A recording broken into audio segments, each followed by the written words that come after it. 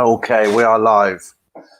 Right, let's see who's in the stream. Hi to everybody. If you've just joined me, it's another Saturday stream with me, Peter. Thanks for joining me. Just say hello to whoever's in at the moment.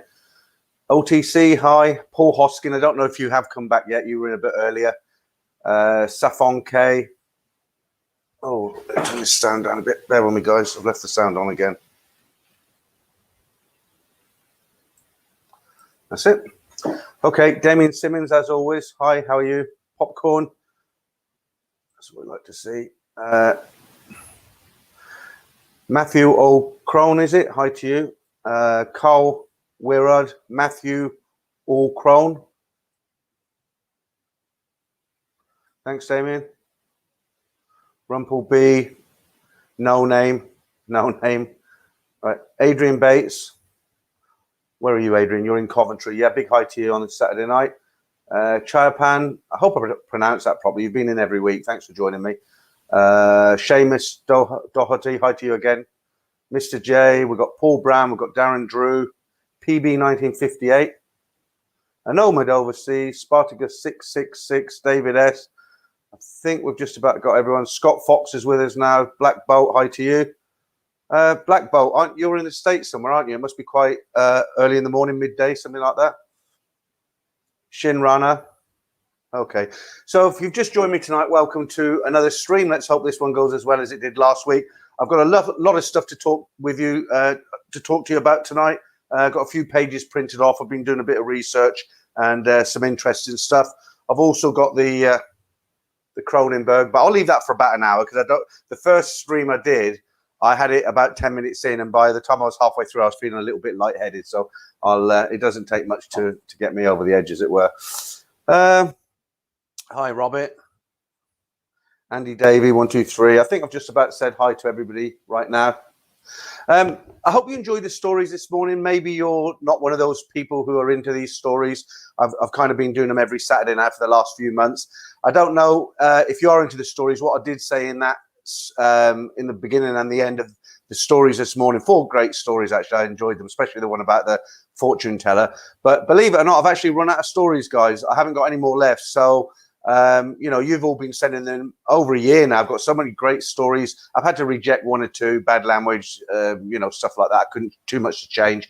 But if you've got a story and you're sitting on it, why not send it in, and then we can put another one. We can put your story out this Saturday because I don't have any queued up. I mean, when it was at its height, people were sending me stories and they were waiting up to 3 months to hear their story. So if you send one sort of at the beginning of this week, I'll probably be able to get it out by Saturday. So hopefully you'll send your stories in. Alpha Interactions, hi to you. Hi to Adrian. LRT, Life Reset Thailand, hi to you from Australia. How about fictional stories? Yeah, well, I don't think some people do accuse me of that all the stories are fictional, and I'll talk about it a little bit later on. Okay, have you heard enough on the news about Harry and Meghan? It's been on every day, hasn't it? It's everywhere. You're probably sick to the teeth of it. Well, that's going to start us off this morning because this evening, I just want to see what you guys think. And I'm not going to give my opinion because I don't want to be politically incorrect. Do you remember the video I made about Desmond, the man of color, who went to Thailand?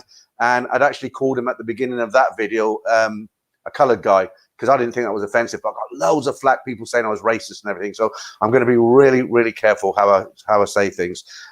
Okay, so you all know the story, what's been happening with Meghan Markle and Harry, and you know all the.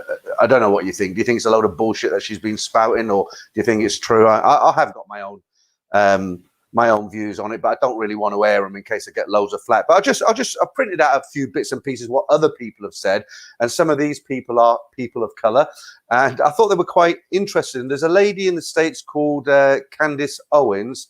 Now she's a lady of color, but a newsreader.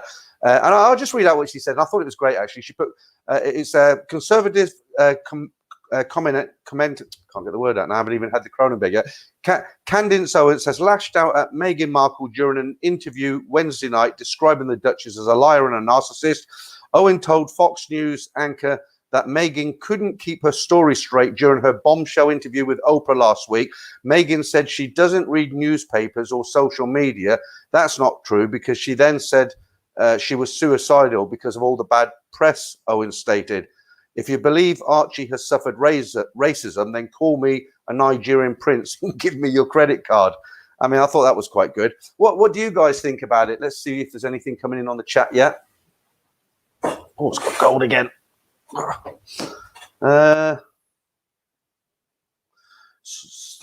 Sideway. Hey, Peter, you're lucky that you're not in Europe, especially in Germany. I'm trying to guess why now. Why would that be? Is it something you can't put here? Hi to David S. Bottle Baby, hi to you. Right, those stories posted very early. You must have been up all night. She's an actress, not a good one at that. Yeah, so let me read a couple more things that were read, and then I will give you a little bit of an opinion what I think, but I won't go too deep into it. Sharon Osbourne, I don't know if you've seen poor old Sharon. I don't know if you've seen the interview with Sharon. She ended up retracting a statement, but she went mad.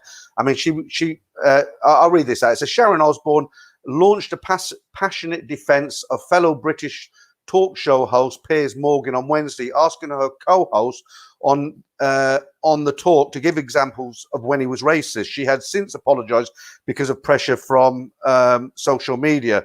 And Stephen Glover, he's another reporter, he says, so whatever Meghan Markle now says must be true, and God help anyone who disagrees.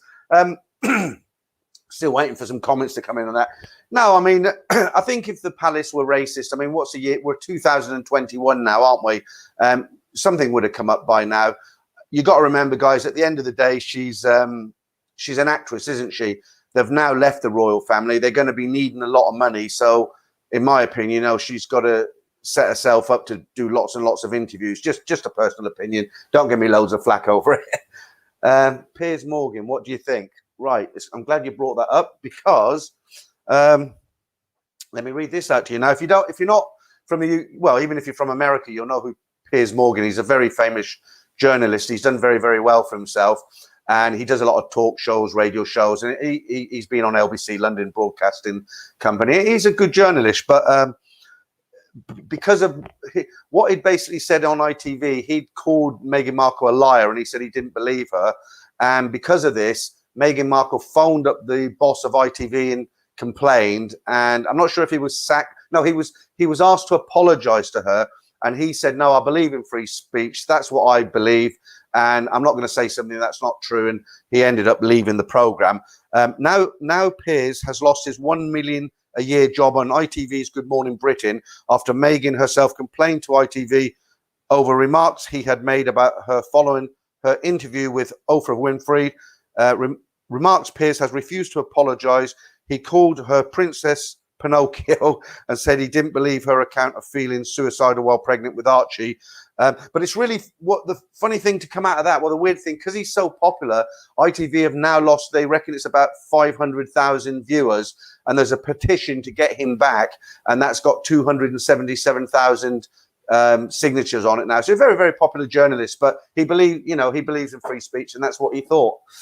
Let me see what you guys think. Popcorn, a 1.5 hours interview, and the only thing they're talking about is one incident, set up job to destroy the royals. Yeah, and the thing is, they didn't talk about her father, they didn't talk about her personal life, they didn't talk about anything other than that one point. Let me just go through some of these. And right, David S., I don't want the news. What's the story with Meg? And the word is black, mate. Okay. Hi, Tom Waddington, that is.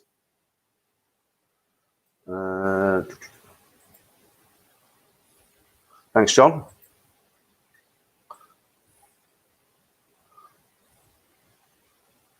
Okay. Sideway, because the Germans are doing a bad job, especially with... I've got a word for that, because... hang on. Yeah, you know, YouTube, they don't like us to speak about what's going on. They don't like us to use the words. And the word I've picked up, the word I'm going to use is Cyrus. Cyrus, I'm sure you know what that means. And if you get one of them, you've been fractionated, okay? So they're the words I'm going to use, because, like I say, YouTube don't like us to use those words. Okay. Mr. J, I don't like Piers Morgan, but he is right on this one. Yeah, I mean, I've seen one or two of his interviews that I didn't agree with what he was saying, but I agree with him on this one as well. I'll put Daniel Mills. I'll put that one up on the screen for everybody to see. I won't say it. Okay. SimC, R.I.P. Piers Morgan. No, I don't believe it. He's so popular. I think he's already been offered another job. You know, if you work for a big station, if you're the chief of one of these big stations, as soon as he walked out, you're going to be on the phone trying to get him on your show because he's so popular. As I say, ITV have lost about 500,000 viewers. Right. Harry has made the biggest mistake, walked away from his family and his country. Time will tell. She will leave. She wanted to escape the limelight, but in America, she's going selling herself. That's from Raymond there. Yeah, I mean, when some of that interview I watched, we're not going to talk about this all night because, like I say, you're probably sick of hearing about it. So am I. It's just such an issue. I just wanted to bring it up at the beginning, get it out of the way. And yeah, I think she went in blind. She thought it was going to be a little bit like, princess tale from Disneyland, and there's a lot of duties that go with joining the royal family, isn't there? It's not just you're not just taking it easy. And I think she underestimated what her role would be.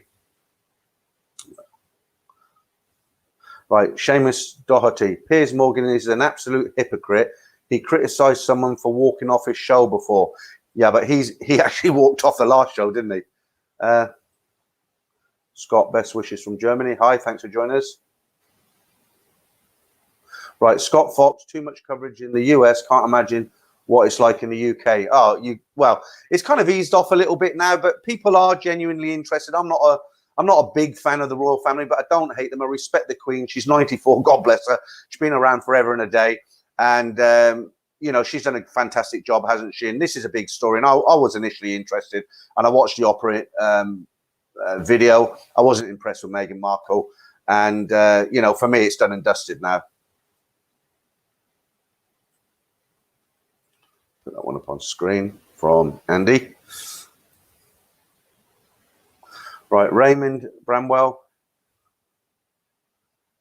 I'm due my second jab in May. Apparently, if you want to fly to Thailand, has to be within 3 months of vaccination. Is this correct? Yeah, there's a lot of stuff going on. Like I said last week, right? We'll put this this Meghan Markle story to bed now. It's enough, isn't it? It's got nothing to do with Thailand anyway. Yeah, I watch other YouTubers. I watch other streams. And there's so much information out there. I mean, I don't want to go on too much about it because you're just going to be watching the same as everybody else is talking about. I like this stream to kind of be a little bit lighthearted and quirky. I don't want it to be too serious. But I have watched people's videos where they explain, the, what do you call it? When you get there, quarantine, that's the word I was looking for. The quarantine, they're going to lessen it to 7 days and in some parts 3 days. And I have got bits and pieces on it. But okay, so from what I read, from what I'm gathering, I honestly, my own prediction is I think people who are desperate to get back to Thailand, I mean, the guys who just have to get back for whatever reason, you'll start to be able to get back about sort of June, July time, but there'll be a lot of restrictions on getting in. You'll have to have certificates and 3-day quarantines and more tests, and it'll be a big headache hassle. I think by October, we should be okay. I'm not saying it'll be completely gone, but that should be the time where you'll be able to just get on a flight. It's not going to be cancelled. When you get there, you just show them a certificate. They might do a quick test on you at the airport. In you go, and that's it. You can enjoy your holiday like it used to be. That's what I think. So hopefully by next sort of October, November. I know it's still a long way off, but as I said last week, there is a lot of light at the end of the tunnel.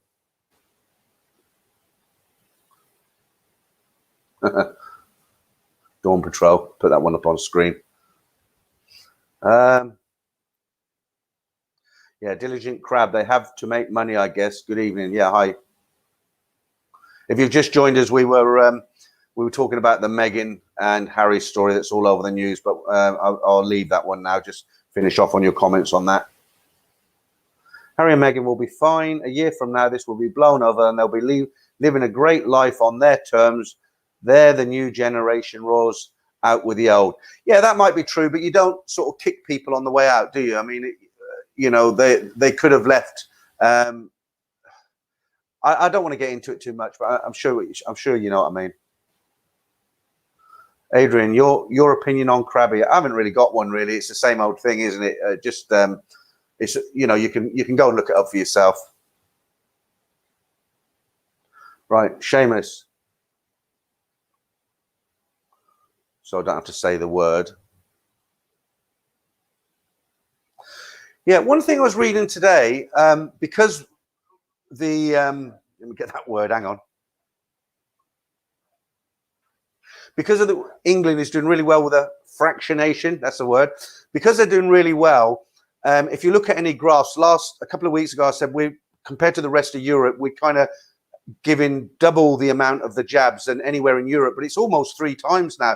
I was looking at a graph today, and a lot of European countries, that it's like 12%, and the UK is 35%. And as a result of that, what that's done, that's kind of making the UK tourism industry, not the UK tourism industry, it's making UK tourists become popular. So a lot of the European countries are now looking to open up just for people from the UK for now, because they can see what's happening, and they're kind of thinking, well, you know, people from the UK, it's going to be fairly safe, because, you know, by the summer, just about everyone will have had their jabs. So that's one good thing to come out of it.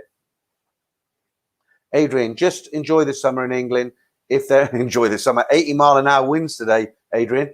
By the time the weather gets cold again, can go to Thailand, holiday in the sun. Yeah.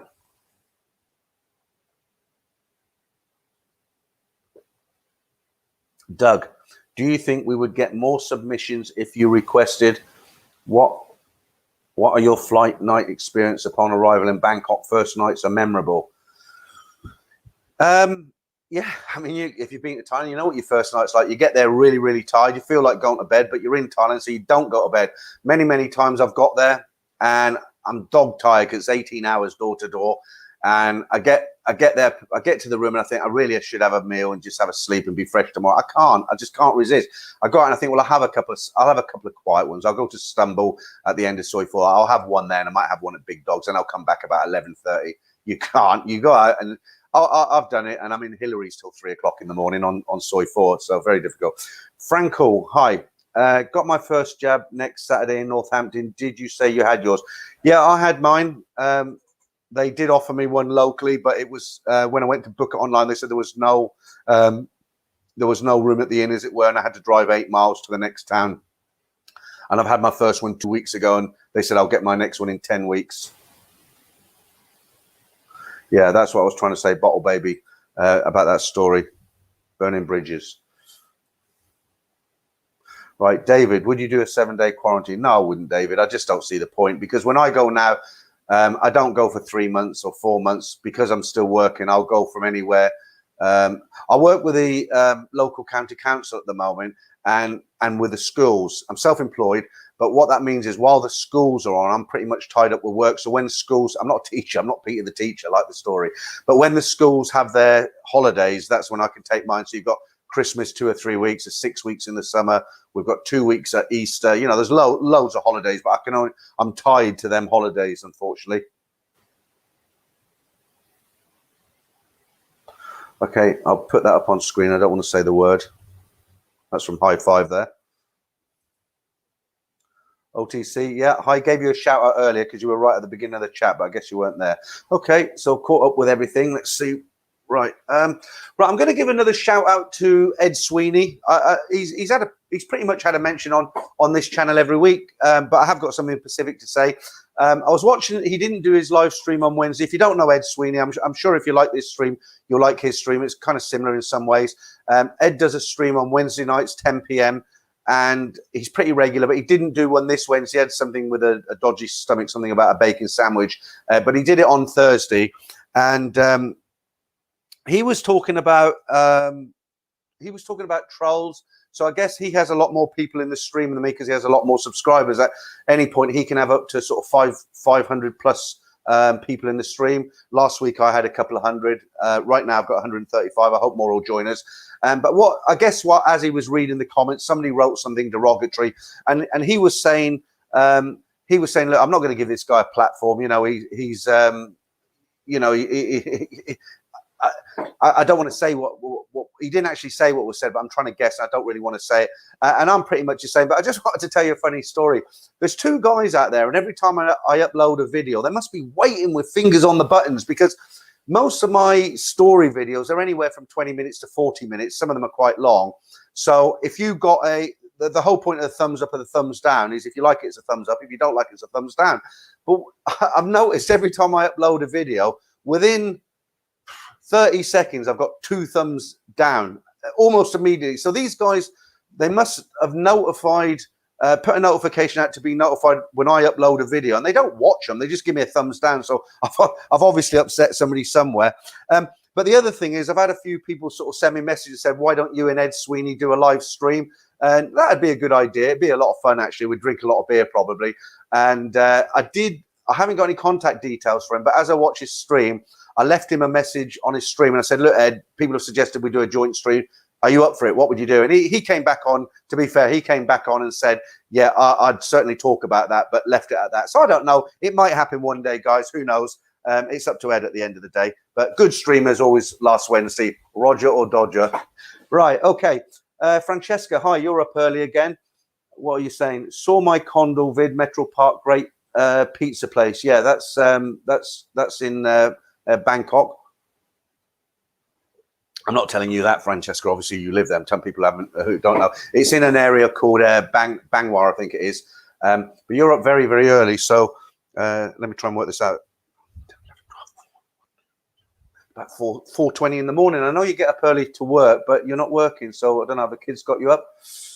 Okay, I want to address one more thing as well. Sometimes I'm getting a message saying what happened to your mate Simon. Do you remember? You know Simon, who's in Thailand. I did a couple of videos with him. Nothing overly exciting just yet. But we've had a rethink about it, and we're still going to do stuff together. But we're kind of strategizing at the moment, and it's really difficult because of the 7-hour time frame. We were trying to do a stream together, and we were doing it kind of 7 p.m. Thai time, and it was lunchtime for me. And it was a bit awkward. And, you know, you're not really appealing to anybody at that sort of time. Me in the UK at 9 p.m., obviously my biggest audience is UK. I've got people in Australia, America watching right now. I've looked at some of the Thai YouTubers when they're on at the funny hours, and they tend to get people who are in Thailand. So what we might do is we might do 2 live streams, one with Simon on his own, one with me on a Saturday night like this. And instead of the new channel, we thought a lot more subscribers had come over if we advertised it on this channel. They haven't. We've got sort of just under 400. So what we're kind of thinking is maybe we'll just carry on with this channel. And, you know, obviously the way things are going with what's going on, hopefully I'll be able to get over to Thailand, do some videos with Simon, and we'll take it from there. But I'll let you know for sure.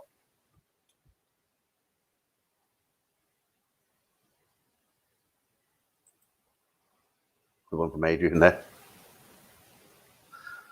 Yeah, well, what Adrian's talking about is what we talked about earlier. Somebody's saying, what do you do when you first night in Thailand? You're dog tired, but you're in Thailand. You don't want to go, you know, you don't want to go to sleep. Your body wants you to go to sleep, but you can't. Okay, Francesca, up for my babies. That's what I guessed you were, yeah. Danny Swift, Simon is in UK now. Yeah, don't get confused with Simon from Land of Smiles. I'm not talking about him. I'm talking about my friend Simon. He's got the factory. He lives in Bangwar. He's married to a Thai. He's got 3 boys out there. He's been out there, speaks quite good Thai, and he's been out there for a good 10, 12 years, something like that. The Norwegian, good evening from Norway. Okay. Hi to Paul Brown. Yeah, I mean, a couple of new vlogs. Hi, Jeff Ives. Daniel Mills, Sonny's back in the UK. Yeah, there's so many Thailand vloggers now. I mean, I was watching a guy. I'm really careful not to criticize people, and if I do sort of slightly go that way, I don't want to name the channel. But I'm going to say this because I was a bit surprised, really. There's a guy. He's got a channel. He's got a few thousand subscribers, but he's got a channel. He's based in Bangkok right now, and I've watched him a few times, and he's made some quite interesting videos from markets. He's done some videos with Thai people, having a drink with Thai people, and he makes videos out on the streets around where he lives around Bangkok, and they're great. And he suddenly started doing these relationship stories like I do, which is not a problem for me because I get mine sent in to me, so I'm not worried about it. But the reason I do those relationship stories is because I've got no other choice. What am I going to make a video about? I'm in England, and the channel's called Thailand Bound, so I have to do something with a Thai theme. You guys send the stories, and I read them out. But I watched this guy the other day, and he was telling bar girl stories in his dining room or his lounge or wherever he does his videos. And I thought, you know, do you know how lucky you are to be where you are? You can go out and you can film, you know, get on a boat and film the canal. You can go up to one of the top of these towers, take a trip to Hua Hin. You know, there's so much content you should make. And here he is sitting just off Sukhumvit making, you know, making videos about bar girls. Doesn't make sense to me, but there you go. Hi, Chris, tuning in from Toronto. Glad to have you with us. Yeah, we talked about that last week. Let me just put that up on the screen. Okay. Have you seen Pattaya? Yeah, I spoke about him last week. He hasn't uploaded for about a year. I really like his videos. He's got a really, he sounds depressed, doesn't he? I was talking about him last week, but he's very, very good, and he's makes some great videos. I love his outlook on life, and he's almost a philosopher. He's very entertaining, actually. Hopefully, when we get back out to Thailand, he'll make some more videos. I'm subscribed to him. Francesca Waza from near me, married to Chang-Mia, the lady boy, nice couple. Okay. Did you like that story today about the guy he'd never seen a lady boy, and he went in? If you hadn't watched the stories today, the last story, very short story, a guy came from Bali and he went in. He was an Australian guy. He went into a bar and he'd heard about lady boys. He'd just visited Thailand, never seen one, and he was talking to a very beautiful girl. And he said, look, I've never seen a lady boy. You know, is there any about? And the girl said to him, she said, well, actually, there's one in this bar. Can you spot her? And he was like, no, can't spot. And he was actually talking to her. I thought that was quite entertaining. Barack Obama, hi, how you doing? All right, just put that up so everybody can see it, just in case. I don't know who you're referring to.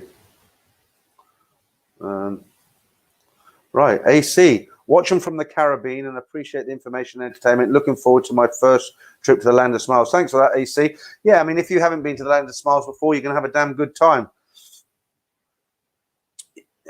Yeah, said hi to you. Okay, so we're caught up with strangers. Not quite time for a beer yet. How long we've been on? Another half hour. Okay, let's see what else has been going on. I like to print out these bits and pieces for you because I don't want to just come on and talk about the same old thing every week. It's not really a news channel, but it brings subjects into talk. I did print out the rates again, and as always, you can get this yourself. You know, you've all got internet, obviously, so you wouldn't be watching this, and you've all got Google, so you can look for these. But I just put them together just for, you know, if you forgot, you can have a look. So it's the currency rates today. I checked these out early this afternoon. The pound is 42 baht 74 satang. That's up 2 satang. I know it's not much, but at least it's up. The US dollar is now trading at $30.70 baht. The Canadian dollar 24.46. The Australian dollar is 23.84, and the euro is 36.70. So that's how many baht you'll get for your currency. If I haven't mentioned there, obviously you have to look it up yourself. Okay, here's quite a humorous story. Let me read this out to you, and I'll give you my thoughts on this. So the title of this story today, I've pulled this from the internet. Okay, this is about a cafe in Bangkok. So it says an exotic animal cafe in Bangkok: foxes, raccoons, kangaroos, and more. Here is an animal cafe in Bangkok that animal lovers, dogs and cats, and a whole lot more don't want to miss. There are all the usual naughty and playful animals, are fluffy, loyal domestic dogs and cat companions, but there are also raccoons, a fox, meerkats, an Australian wallaby, squirrels, dogs, cats, and more. So great, you go in there, you order coffee and a pastry, a raccoon comes up on the table and shits over your pastry. No, they're probably in cages, aren't they? Okay. Right, David S. The lady that guy was talking to, she was the lady boy. Hello. Okay, missed that. I thought she was another. What was that? I've lost you now. Oh yeah, I thought she was another girl in the bar. No, he'd never seen a lady boy, and he'd gone on the internet and he'd done searches. How can you tell how can you tell if you talk to a lady boy or a real girl? And he'd read all the usual things, you know, big Adam's apple, big feet, big hands. But of course, you do get the ones that don't have that. And nowadays, they've got a procedure, believe it or not, where they can actually shave down in hospital, shave down the Adam's apple to take that curve off it. And he was in this bar, about 10 girls in there, and he'd heard about ladyboys, never seen one, talking to a beautiful girl, and she was the ladyboy, yeah. Right, Francesca, the best ladyboys are in Manila, perfect and so nice. Well, you know, I've got nothing against ladyboys, but it's not, you know, I'm not, let's move on. Hi, Fitzy. Australian exchange rate up to about 6 baht per dollar since 1 year ago when I was last in Thailand. There you go. Nice photograph of you there. Yeah, it is improving. When I mentioned last week when I was in Thailand last, I can't believe I'm saying this again. Last October, not October gone, the one before that. I was getting 36 baht to the pound, so £100 obviously, and I got 3,600 baht. And of course, that's only one side of the coin, isn't it? Because now it's expensive, isn't it, as well? You know, 200 baht for a beer down at Soy Cowboy. But now it's 42. If it ever got back at, I mean, it's never going to be 89, 80 like the old days. But if it ever got up to 50 baht to a pound, I'd be a very happy bunny. I really would. Right, Andy Davey, pack of 20 smokes around £1.50. Good price, isn't it? But I gave up about 5 years ago. I'm not boasting about it. I'm just saying I gave up. I also gave up the vape. I think I mentioned this before. I managed to give up smoking by going on the vape. But the problem with the vape, it becomes a habit. You're just constantly sucking on it. And in Thailand, they've got quite fierce penalties if you get caught vaping. I was on a beach in Hua Hin and there was a big poster in English and Thai, big plastic sign. And it said penalty for vaping, 20,000 baht or 2 years in jail. And I thought, for vaping, 2 years in jail. I thought, well, they're not going to get me. I'm not going to, you know, they're not going to get 20,000 baht at me. And that made me give up vaping. But I'm glad it did.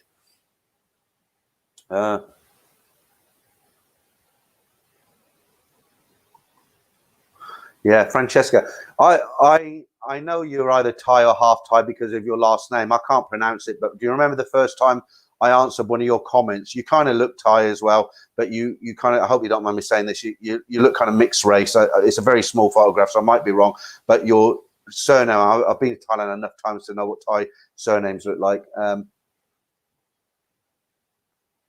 Right, Paul Hoskin, has anyone ever rung the bell?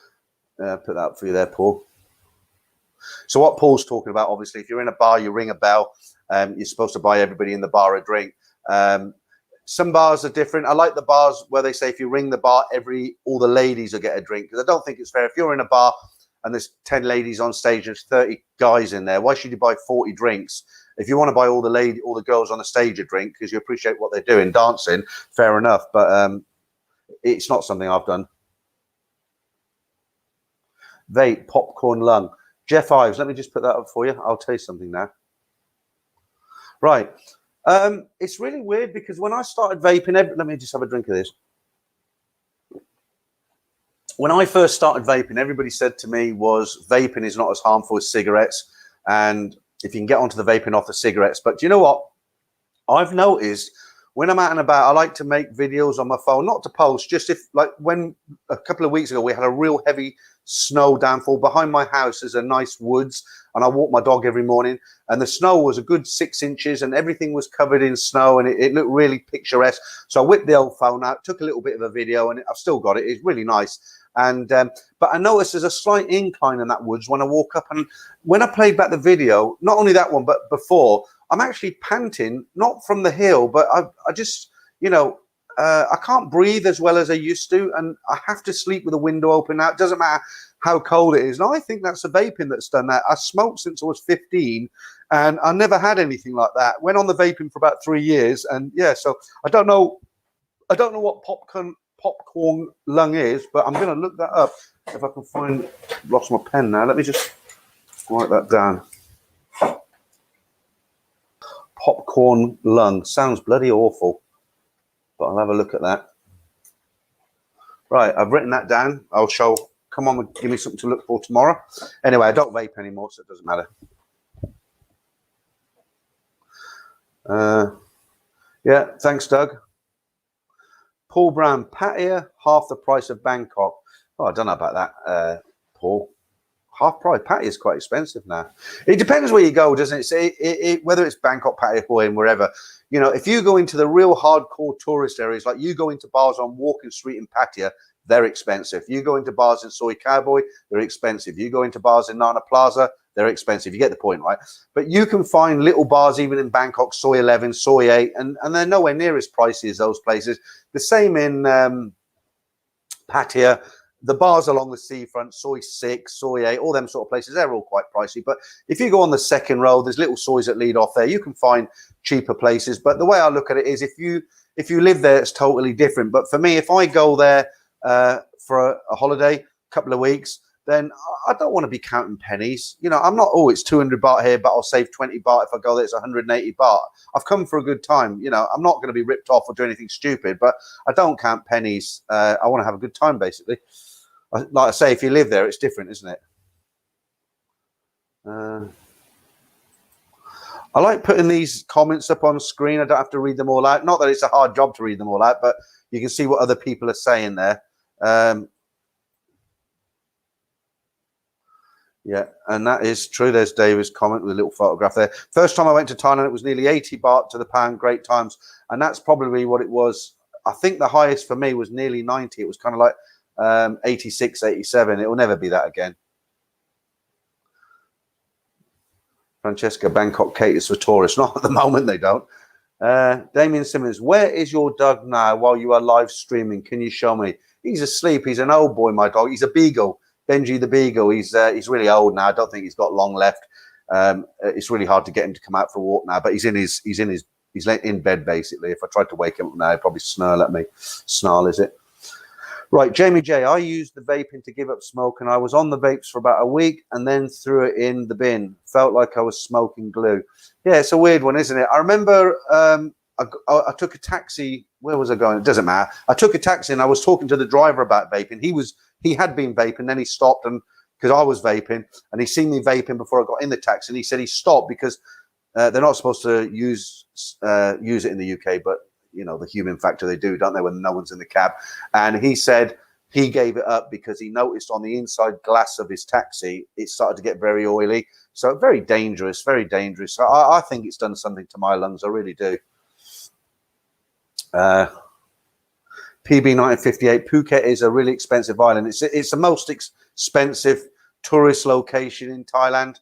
Always has been. Some people will come back and say, well, you can get a beer there 80 baht, 90 baht. You can get a beer 80, 90 baht anywhere if you look for it, right? But generally, as a whole, Phuket is very expensive. It's a nice island. There's some good bars down there, but it's expensive.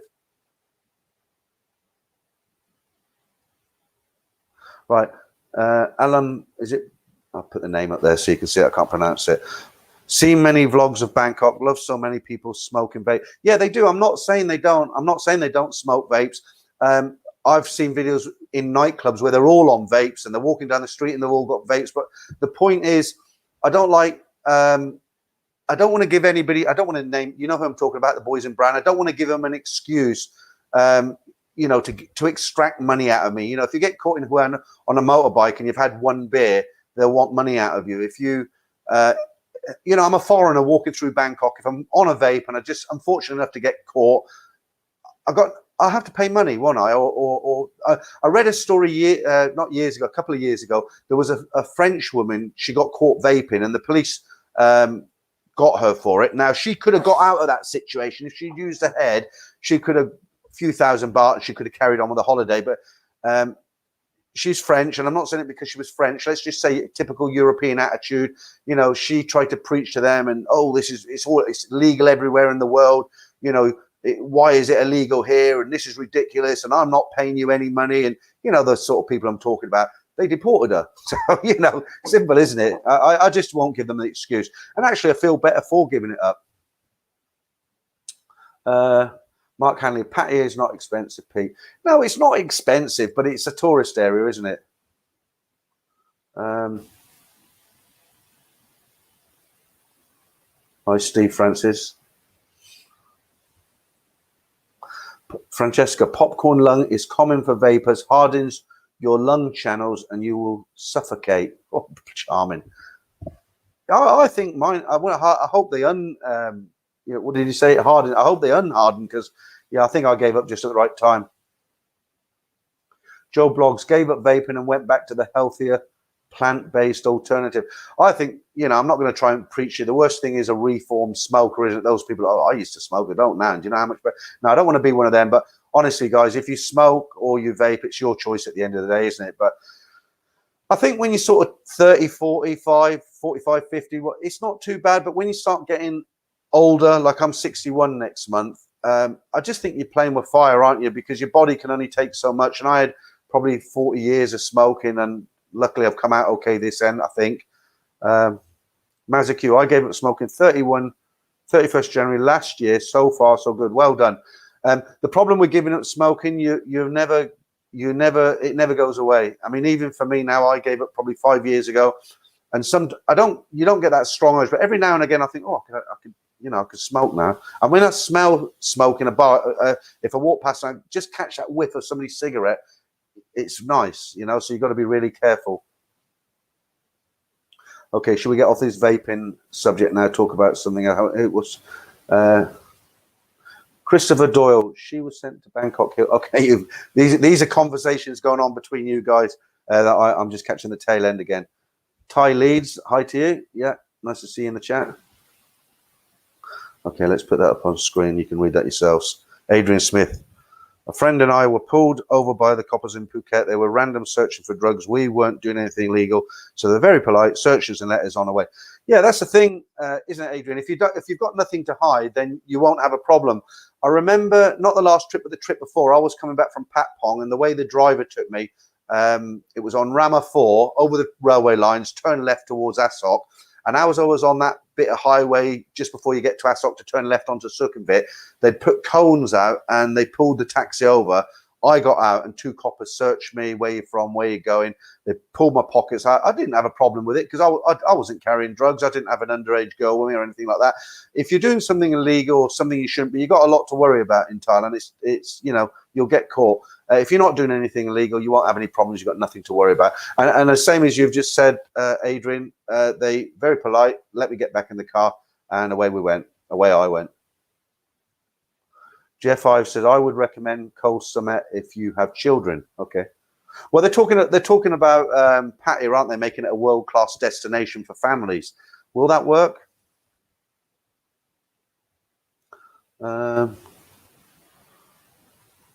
Okay. My friend, my flight got cancelled. 3 still trying to charge me 95.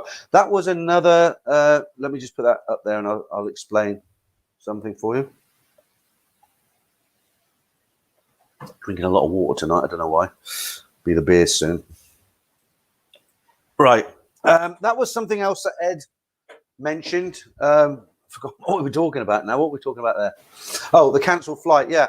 He was saying, Ed Sweeney on Wednesday, he was saying he had a ticket booked, about £550, and the airline cancelled. It was some sort of weird, I can't remember the airline he said. Was it ETA? Something like that. It wasn't either Air or Thai Airways or anything like that. But his ticket was cancelled, or he cancelled. I don't know what happened, but the flight was cancelled. And they automatically just sent him a voucher. And he didn't want this voucher. So he bought it with a credit card, went to the credit card company, and they said, yeah, okay, that's fine. And they refunded his money. And a few weeks later, they took the money back again. And when he inquired, well, they said, well, you got a voucher. And he was like, well, I didn't want a voucher. They didn't ask me, and it's ongoing. So, yeah. But it's made me think, because I always pay for my flight tickets by debit card. But I think from now on, after hearing that story, I think I'll pay by credit card and then just pay my credit card off immediately, because you have got that protection, haven't you? That's a good name. Massive Coconuts. Evening, mate. Just watched your recent video. Have you ever had a rough massage? If so, what do you think? Yeah, there used to be. I always had a rough massage, and if you've not been to Thailand, you don't know what it's about. I was telling you a story about a guy who had a massage. I won't go into the story again, but they do. There's 3 types of massage you can get in Thailand. One, the less said about that, the better. But there's a lot of soap involved, and a lot of guys come out with a big smile on the face. That's one type, right? The traditional massage. There's 2 types you can get. One is a very kind of gentle massage where they kind of do massage you, but it's very gentle. And the second kind is like the one where they bend you into knots. They pull your fingers back and bones crack and everything. And that's the kind I like. And I used to go to, it's gone now, it's all gone. But when you come from Sukhumvit down into Soi 22, there's a Holiday Inn on the corner now there on Soi 22 from the Sukhumvit end. It never used to be there, but you go down there. There used to be a bar on the right, Larry's Bar. It was kind of surf. The theme was surfboards and all the rest of it. Larry was from California. Actually stayed in his house once. Went to California, stayed with him. And opposite that was an apartment. There used to be a small apartment building where I used to live. And then quite close to Washington Square, which has also been bashed down now, they had this traditional massage building, and it was fantastic. It was all older ladies, and when you went in there, they give you a set of these pajamas that were always 3 times too small for you, and they washed your feet. But anyway, back to the rough massage. So what would happen is you'd go in there, and they had on the ceiling, they had this, it was like a banister, you know what you hold your hands on when you go upstairs, but it was on the ceiling. And the first time I ever went in, I looked, I thought, that's weird, what's that? I soon found out. I was on my stomach one day, and this old lady, and they're the best to give you the massage. If she's a pretty girl of about 25, you're not going to get a good massage, believe me. If she's about 50, grey hair, you're going to have the best massage you've ever had. So anyway, in there, I'm on my front, and she walks on my back, and she's holding on to this rail as she's walking. I can hear, you know, I thought, I won't be able to walk again. She's crippling me, but it was fantastic. And if you get a chance to get a real traditional rough massage, I can definitely recommend it. Okay, back to the chat. Right, there's a lot of talk about Koh Samui now. There's some fans there. Mark, I don't know about that. Right, my friend, I told them I want my money, no vouchers. We'll see what happens. I paid with credit card. Go. I'm getting most of the money back. Not happy with TSB. Well, one of the things Ed said, he booked it through one of these booking sites. Which one did he say? If anybody's watching, can you remind me? You know, what was it called? Because it's been so long, I can't remember who I booked it through. But you know, these companies that you can book a hotel, you can book a flight and everything. And he booked it through one of these companies. For the life of me, I've got a bad memory now. I can't remember who he. Hi, Richard. I can't remember who he booked it through, but it was that particular airline that were messing him about. And like I said, it was a kind of an airline that I hadn't heard of. But I think if it's someone like Eva Air or Thai Airways, I think they'll just give you your money back and there isn't any problems. I might be wrong, but when you go for these kind of airlines that are like real cheap and they're a bit, I don't know. I don't think every airline's behaving the same way. I think some are worse than others.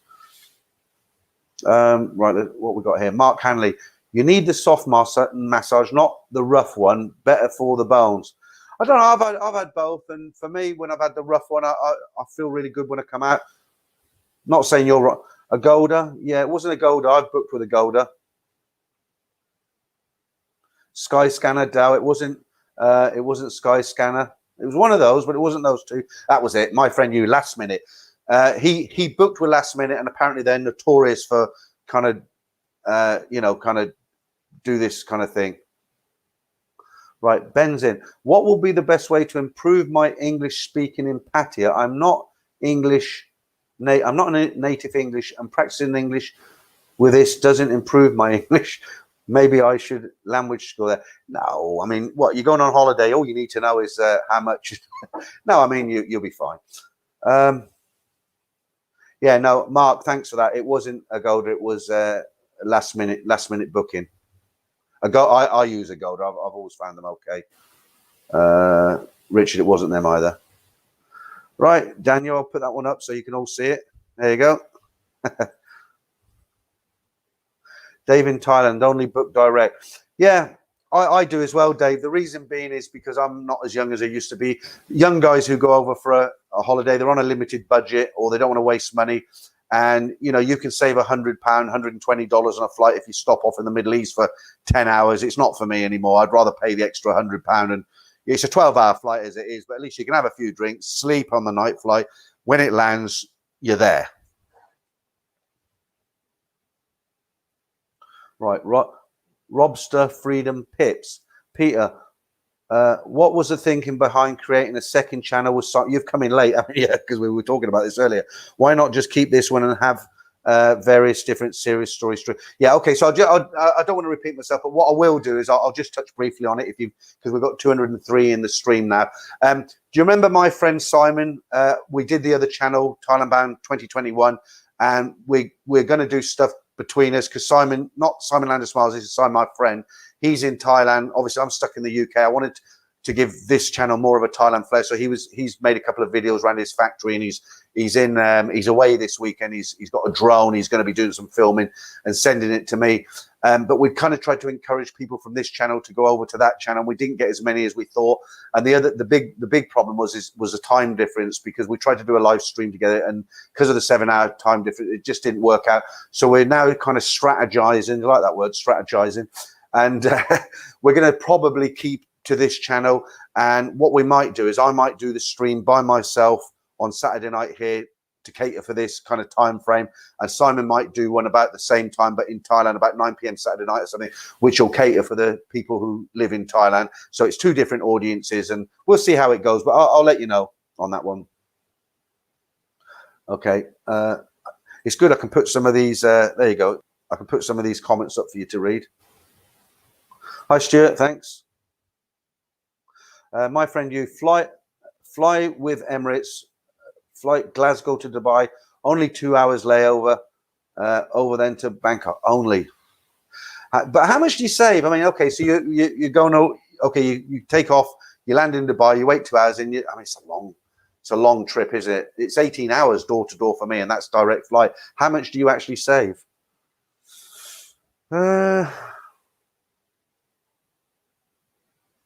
Okay, Andy, what do you know about Wise, formerly known as TransferWise, for changing money? Yeah, TransferWise, there is videos on YouTube if you want a lot more information, but I've sent money to Thailand using TransferWise, and it's very cheap, actually, and reliable. Damien Simmons, same me, Peter, either direct Heathrow, Bangkok, the best way. We've probably been on the same flight, Damien, I'm sure we have, but I don't know what you look like. Maybe if you see me next time, you can tap me on the shoulder.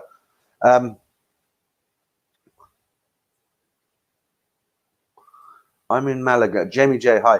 I'm in Malaga and typically go to via Helsinki when heading to Asia. No direct flights from Spain. Yeah, but that's not your fault, is it? If there's not a direct flight, there's not a direct flight. I remember a couple of times from Bangkok, I wanted to go and see somebody in I went to Larry's house in California, and it was an awful flight. I had to go Bangkok to Tokyo, and then there was a couple of hours we had to get off the aircraft, and it was Tokyo to California. Then we actually drove through Death Valley, 4 hours to Las Vegas, but a hell of a trip. Chayan Falang, I would definitely recommend booking any flights directly with the airline, certainly for the next year or so, rather than going through a fare consolidation company.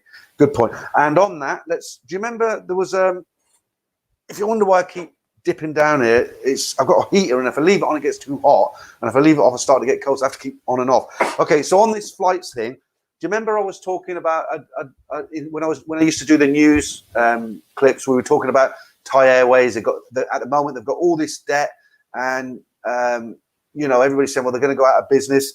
They're kind of hanging on in there a little bit, and I did print something off for you. Here we go. Right.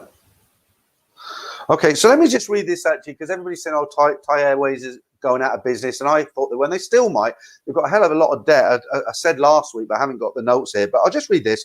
It says, Thai Airways, they're hanging on in there. That was my heading, not there.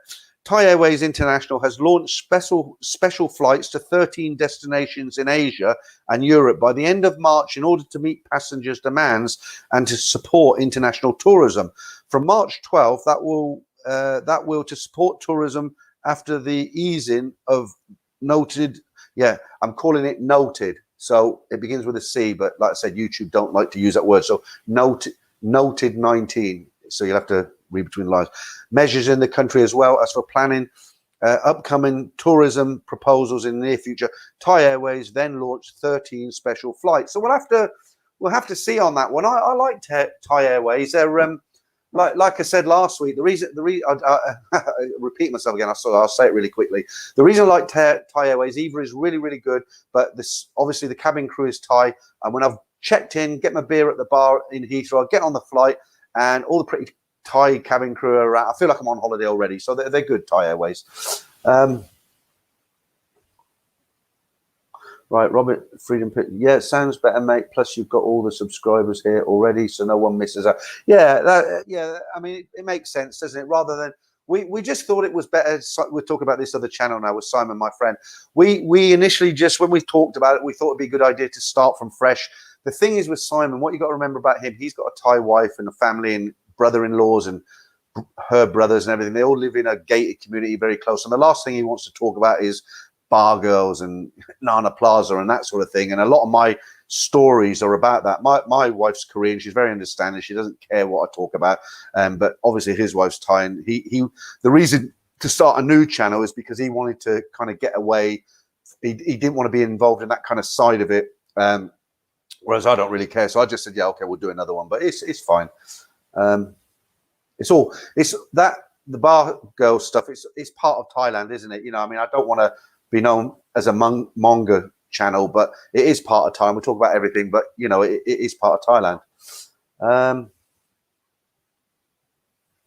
Right, Daniel on a good flight, Glasgow flight, but end up with a 12:30 hangover in Bangkok. Yeah.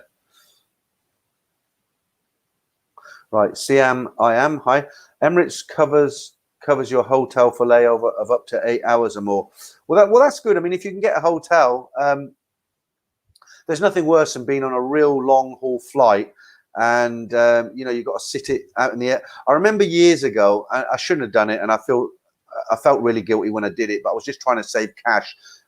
As I said, my wife is from South Korea, and when my two girls were very, very young, my wife's mother's passed away now, so she doesn't go to South Korea very often, very rarely. She hasn't been for years. But I used in the school holidays about every 2 years, because it's quite expensive, I used to send her to South Korea for the full 6 weeks school holiday. And because the kids at that time, okay, they got 50% off the flight ticket or something like that. But because there's an international flight, she used to go from Heathrow. She'd have to land somewhere in Europe. I think it was Holland, and then take another flight from Holland to Seoul.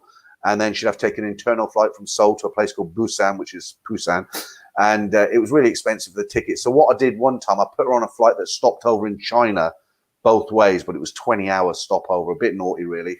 And, you know, there was no hotel or nothing. And they were crashed out on hard plastic. You can imagine China. I don't know what the airport's like now, but you know, and when afterwards I thought about it, I thought, well, if I did that trip, it's like going to Thailand. If I had to wait 20 hours somewhere, and I said to her, I'll never do that again. So there we go.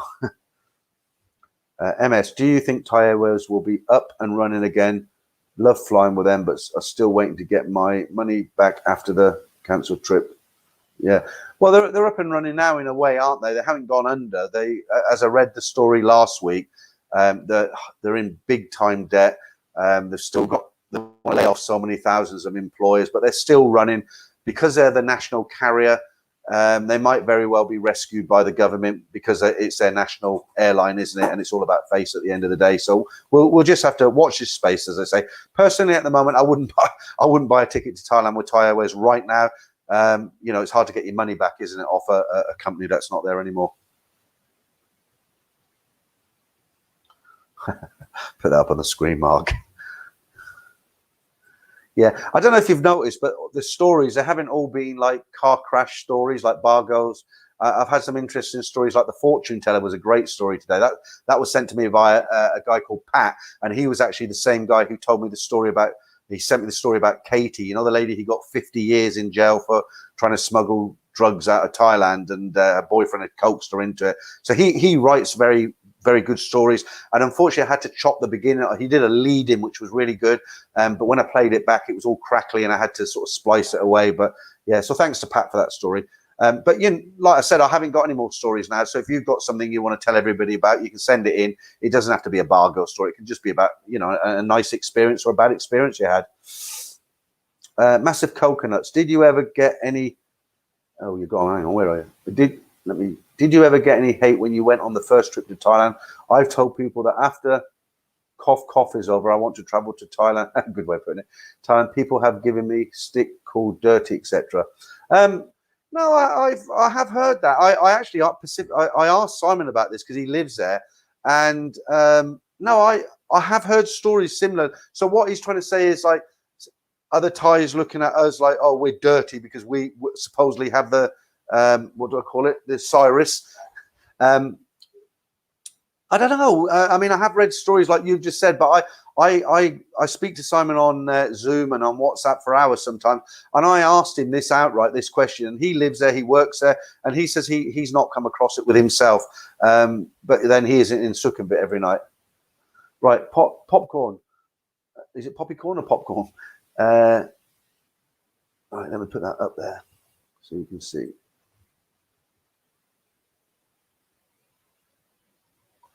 Yeah, Yeah, okay, good point. The thing is, it depends where you fly from, doesn't it? Somebody was saying last week they fly from Gatwick. That's a no-no for me. But the only flights I've ever flown to Thailand ever has always been Eva Air or Thai Airways, because Eva's always been a damn good service at a good price. And Thai Airways, same thing, but it's normally about £100 more. Okay, I'm not going to read that out, Jeff, but I'll put it up on screen. There you go. Okay. James's. Right, Tom wanted, can we have some more love stories? You can if people send them in to me, but as I said today, I haven't got any more. I've had them going for about a year now, year plus.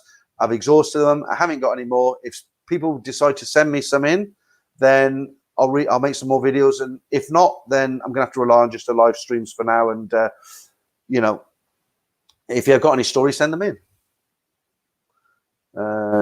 Davy boy, is it? Always enjoyed Thai Airways from Australia. Direct flight, unnamed alcohol is always. Right, Davy boy, Australia. I presume you're Australian.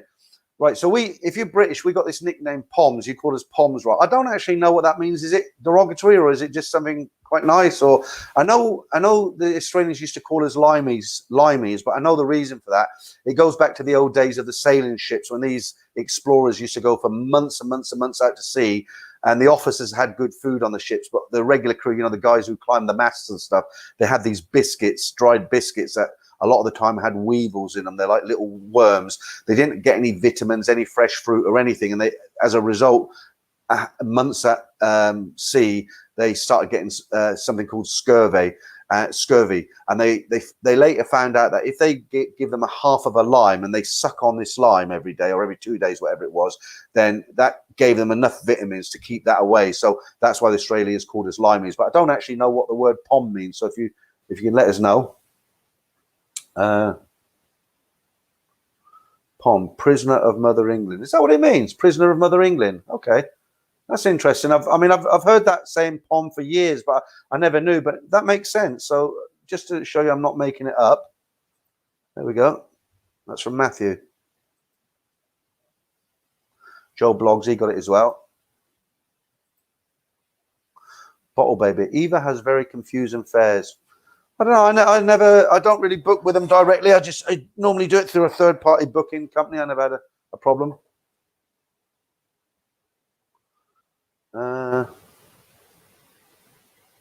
Matthew, the joke is they are more Pom than... Okay, let's not get into a race sort of thing here now. We don't want to upset the Australians. Oh, I like Australian people. I find them very laid back. Like I said to you on one of the other streams, I think with Australians, as soon as there's any kind of snobbery involved, they just don't want to know. They're not interested. They're very easygoing people.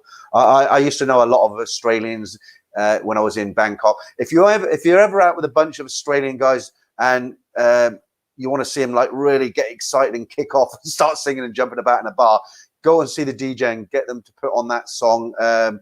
Is it Men at Work? You know, I come from a land down under. They go absolutely bloody berserk, but a lot of fun. Right, Richard C. There are some great deals to Pattaya Beach with Air Qatar from East Coast in US for a week. Yeah, I'm sure there's going to be some good prices now because of what's been going on. They want the people back, don't they? Mark Hanley, let me put that up. Yeah, I didn't think it was offensive. I just didn't know what it meant, and now I do know. Naughty boy, we are easy going. Yeah. There you go. Just flick a few of these comments up on the screen. Blimey, he looks like he's been working out, doesn't he? Oh, he's changing. His photo keeps changing. It's the same one, though, not. There we go. Blimey. Hi, Peter. If you put comments on the screen, can you leave them there long enough to read? Thanks. I don't know what it is. I will do. Yeah. There's a delay. Obviously, this is a live stream, so when I put something up on the screen, I see it immediately. I read it, and I think, yeah, I'll take it off. But I can look on the others. I've got two screens here. One is live, and I can see what I'm doing as I'm doing it. Let me just pull up the other screen, which is what you guys are seeing, and then I can see. Yeah. Okay. Let's have a little practice. Billy Pats. Right. Are flight prices going up already for Christmas? Haven't checked anything out yet. Cheers, guys. Right. So I'm going to leave that up for a little bit longer. Let me know how that was. Naughty boy, don't like stuck-up people. I mean, honestly, it doesn't matter where you're from. Who actually likes stuck-up people? You know, people who speak with a plum in their mouth. That's what I used to hate about traveling in the UK, around Asia in the early days. Before I got to Thailand, I got to Southeast Asia. I used to work, like I'm talking mid-80s. I worked in Singapore, Hong Kong, you know, a lot of Asian, South Korea, Philippines. I've been to the Philippines, been to Cambodia. But, you know, as soon as you said you're English, people have got this kind of, not now, but back then, 30, 35 years ago, people had this instinct kind of barrier. Like if they thought you're English, they thought, oh, hang on a minute, this guy's a bit, you know, thinks he's a bit superior. I mean, they didn't say it, but you got that feeling. But I'm glad that's all changed now. Right, Mark Hanley, have a Foster's for the. Right, I'll put that up, and that leads me quite nicely into. It's that time, guys. It's time for Kronenberg. Why not? If you got a beer in your fridge, go and get one. You might as well enjoy yourself. It's Saturday night.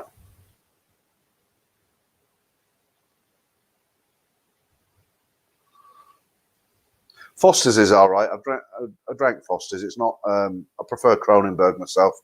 I don't like Stella. I used to drink Stella a lot, but I don't know what they've done. They might have changed the recipe, but I find it. If you love Stella, don't give me flack. I'm just giving you my personal opinion.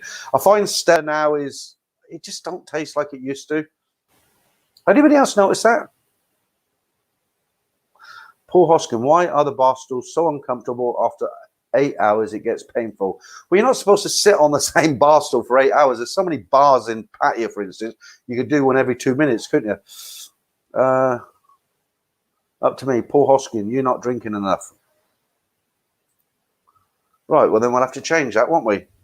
Cheers.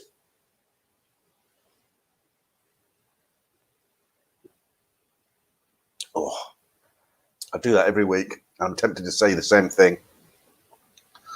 Just leave that there. Okay, let's talk about something else now. Hang on, a few more comments, then we'll talk about. Right, David, we've had this question come up. Let me get rid of that one. I have to remember to take them off. David Keenan, would you do a 7-day quarantine? No, David. I'm too long on the tooth now. I'm waiting till it's all over.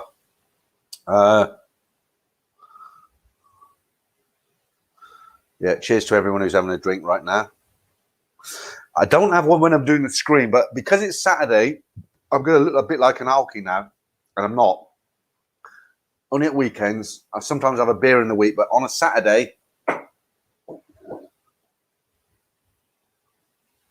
you go. I'll probably drink that much, maybe up to the label from there, but not now. Later, and then nothing tomorrow. Right. Okay. So let's change the subject. Get on to something else. Right. So one of the questions people ask me quite often, they'll say, I won't go into it too much because if you know all this, you'll get bored. But they want to know, can you just go to Thailand and work? And there are conditions to work in. When I worked in the hotels, my background is hotels. I worked for the 5-star hotels, 4-star hotels. It was because it was a big company that they have one of the offices are in Bangkok on Ceylon. The company I'm talking about, I won't mention the company, but I worked for these big hotels. And for us, because they had a human resources department, we didn't have to do anything. We just went to the hotel, started work, and the human resources department got us all the visas. But you need, there's a lot of stuff to get a retirement visa. If you're going to set up your own business, I believe, somebody will probably correct me if I'm wrong here, but if you're going to set up your own business, I believe a Thai person has to have a 51% share in that business. There are other ways. If it's a bigger company, then there are ways around it. You get solicitors, lawyers involved, and they'll take 10% and you take 49%, and the other person takes. It's quite complicated. But one of the reasons a lot of guys have lost their shirts in Pattaya when they've gone there and they've opened a small beer bar is because 51% of it has been in the name of their local Thai girl, which won't say anything more about that. Okay, so let me just read out something I've printed. Before I read this out, one thing I'll say is you can't just go to Thailand. If you're a plumber or an electrician or whatever it is, you can't just think, well, I'm going to go to Thailand and be a plumber. It doesn't work, guys. You can't do it. Generally with Thailand, you can't do what the locals can do. I've printed off an example of about 5 jobs that you can't do. On the website that I was looking at, there was about 50 to 60 jobs that foreigners aren't allowed to do. But the easiest way is if you go in with a big company, so like a hotel chain, or a big restaurant chain, or I don't know, petrol oil company. You know, when you go in with them sort of companies, and it's not a worry. But I've just printed this off. So it says foreigners are allowed to work in Thailand if you have a valid visa, a work permit, and is employed with an occupation that does not violate the Alien Employment Act. Under the Alien Employment Act, the following occupations are closed to foreigners and are reserved for Thai nationals only. Now, I've just printed off an example of 5, but like I say, there's 50 to 60. But some of the things you can't do in Thailand as a foreigner, you can't be a bricklayer, carpentry, construction. You can't do anything like that. Haircutting, hairdressing, beautician. That's a shame because I wanted to go there and cut nails. But anyway, goldsmith, silversmith, gold and copper alloys. So you can't work with jewellery. Brokerage or agency accepting an international trading, tour guide, clerical, secretarial work. I've printed off a lot more here, but I won't read it all out. Foreigners entering Thailand are not permitted to work regardless of their type of visa unless they are granted a work permit. Those who intend to work in Thailand must hold the correct type of visa. Okay, so that's getting a bit boring now. But what I will say, it was very popular, especially with people like bars managers. You know, when you're in Pattaya, you have a foreign bars manager. Now, I'm not saying they do it now, so you know, don't come back with a load of flack. But what they used to do is go in on a tourist visa, 30 days. They get it extended for 30 days. Then they go up in a Toyota minibus to Cambodia, cross the border, get another month or 2, and they were actually in the kingdom as tourists, but they were working unofficially. And a lot of people got away with it for a long, long time. And it's very bad to do it now because a lot of people get caught. And if you get caught, you'll get blacklisted. I don't know what the term would be, probably 10 years. If you intend to work in Thailand, do it the proper way. Don't think you'll get away with it. You're not being clever because you will get caught. And I know of a guy who worked in Phuket and the local police used a foreigner to catch him out. Because, you know, you've got these foreign Thai police now, haven't you, at Walking Street. A lot of foreigners live there, good relations with the police, and they work with the police. And what happened with this guy, the guy was a German, and this supposedly employer met him. Something changed hands, money or something. And the police were sitting in the wings. They arrested him and he got deported. So if you are going to go to Thailand, do not, and I'll say it again, do not work on a tourist visa because you will get caught eventually. Let's see what you guys are saying about it. Right, Andy Davey, 123. Here's a question for you, Pete. Do you think there's only a certain type of single man that can hack Pattaya? I've been with quite a few different guys that let it go to their heads and ruin them. We could talk about that for 2 hours, couldn't we? I haven't got enough time, but Pattaya is one of those places you either love it or you hate it. Even married, I love it, or I used to love it more than I do now because I'm getting old now. But I've met guys who have gone there for a week. They've spent one night there and they said it's not for them. They couldn't stand it. The whole thing in Pattaya, the loud music, the girls, what goes on there, they'd rather be, you know, in a kayak going down a river or climbing a mountain or, you know, that sort of thing. It isn't for everybody, is it? So I think it is for certain people. Yeah. Yeah, put that up there, Paul.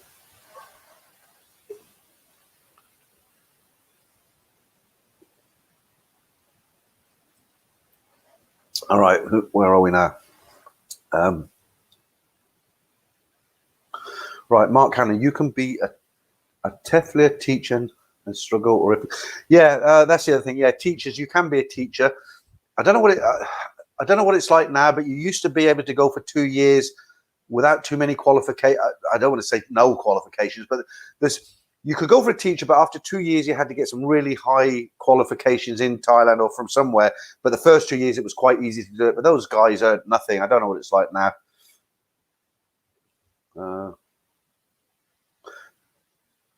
Dave in Thailand, day trading requires a laptop and internet 5 years now. Yeah, I knew a guy called Randy. That was actually his name. He was an American guy, and he made shed loads of money. This was when was this? This was about 98. I knew him. He lived in a real nice apartment off Sukhumvit, and he did day trading. He used to, I mean, we'd be out in the bars, and he'd be looking at his watch, constantly looking at his watch. That's when the bars were open all night, and he'd say, "Oh, it's 2:30. I've got to get back. The markets are opening up for 3 a.m." And he made a lot of money. Sometimes he'd lose a lot of money, but overall he was living a real nice life.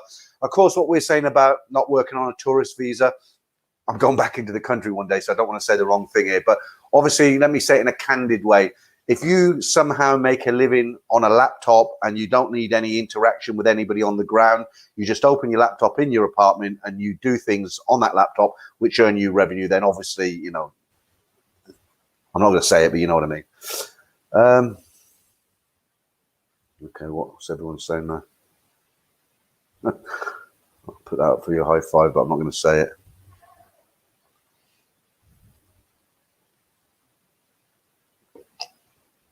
That's funny.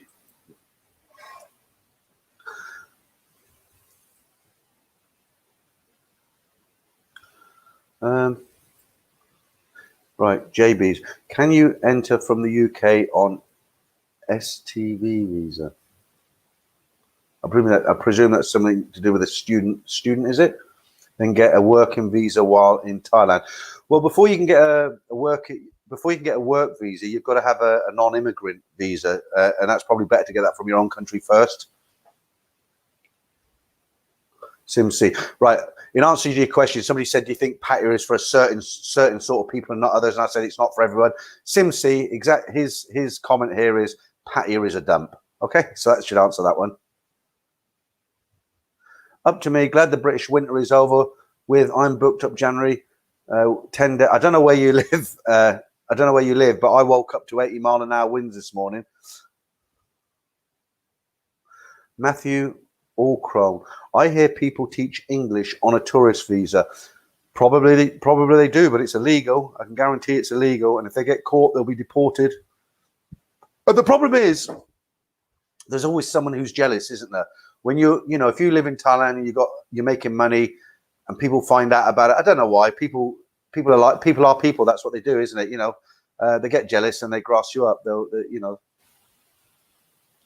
Andy David 123. What about working from your condo online for an international company?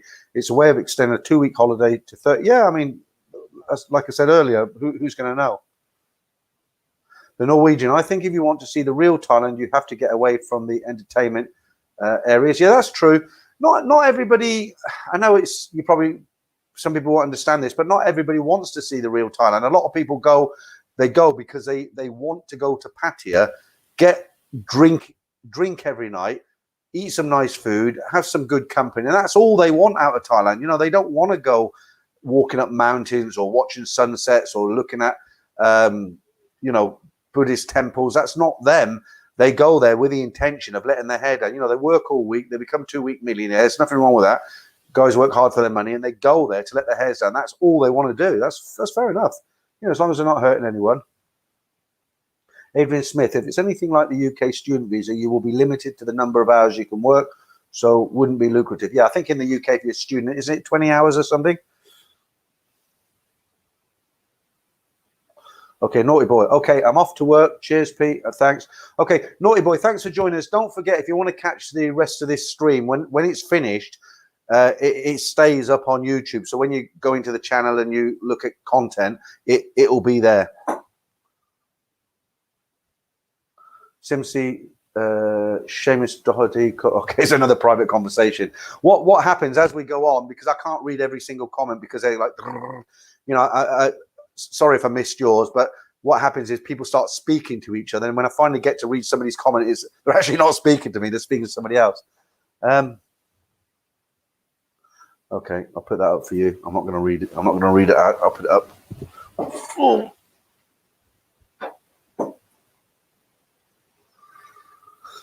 Okay, hope that was up long enough. Right, and Nomad overseas. Some of the TEFL schools will offer placement in Thailand and job offer, but you need a degree to legally teach in Thailand, as far as you know. I do know it's got a lot stricter than it used to be. It used to be very haphazard in the old days, you know, early 90s and stuff, but a lot of things have been tightening up now.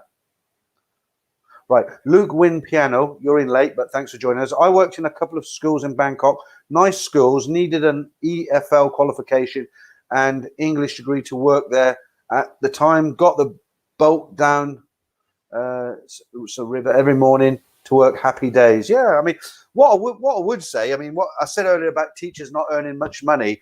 If you're a young guy, if you're sort of 20, let's say 25, 20 to 30. So if you're a young guy and you get the opportunity to go to such a country like Thailand, and you're only earning, I don't know what they earn now. They used to earn 10,000 baht a month. But say you're earning 25,000 baht a month, but you get the opportunity. What would you rather do? Sit in boring old England or wherever you come from, or get out to the Far East? Okay, you're on a limited budget, but you're mixing with Thai people. You got the weather. Probably get a beautiful girlfriend that you'd never find in your own country. I mean, God, if I had my time over again, I definitely would do it. I meet guys in the UK. The furthest they've been is to the Isle of Wight, and the Isle of Wight, if you're not from England, the Isle of Wight is a small island off the southern coast of the UK. They haven't been any further than that, and it's not down to money, because some of the one guy in particular I know, he's a lorry driver. He's just never thought about going abroad. Dawn Patrol 100. I kind of think that way myself. It's bad, isn't it? Yeah, Dawn Patrol 100. You've seen one temple, you've seen them all. Yeah, I know where you're coming from. Right, Michael Farrington, volunteer at orphanage or something like that, but you cannot help someone else in their enterprise even if you're not paid. Yeah, the problem, that's great if you can afford to do that, but the problem is you need income coming in, don't you? Right, Mark Hanley, why would you teach for 30,000 baht a month, no life whatsoever? Right, what I meant by that, Mark, is if you're a young guy and you're 25 and you're in a job in the UK, what you got to look forward to? Going to the pub, watching a football game, miserable people, or you can get on a plane, live in Thailand, and 30,000 baht, you can do it. If you're a young guy, you're not going to be going out to Nana Plaza every night. You're going to be eating on noodle stands. You maybe get yourself a nice little Thai girlfriend. You can get a cheap room if you're not in the center of Bangkok. You've got the MRT, the BTS. I mean, what would you rather do? Hang around dreary old England or wherever it is you come from, or go out on an adventure to Thailand? I know what I'd rather do. Cham Flang, a big splurge on foreign teachers in Thailand at the moment. Many being rounded up and deported with no work permits. And that's exactly what I was saying earlier. You used to could go out and, you weren't supposed to be. A lot of people worked on tourist visas. The Thais, they let you, sometimes they have splurges. I wouldn't say they let you get away with it, but people will go there and do things. You don't get caught. And I'll give you an example. When I was there a couple of years ago, there were a lot of girls from Africa working on Sukhumvit and Soi 4.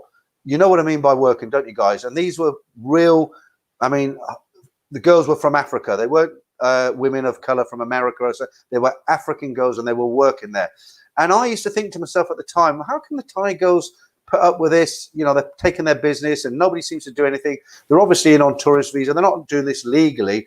And then all of a sudden, I pick up the Bangkok Post when I was in my hotel, 80 African girls rounded up, and they're all in the police station sitting down. So, you won't get away with it forever. Matthew Cartwright. Hi, Matthew. Thanks for joining us. Another great stream. Look forward to these each weekend. Yeah, cheers, Matthew. Thanks.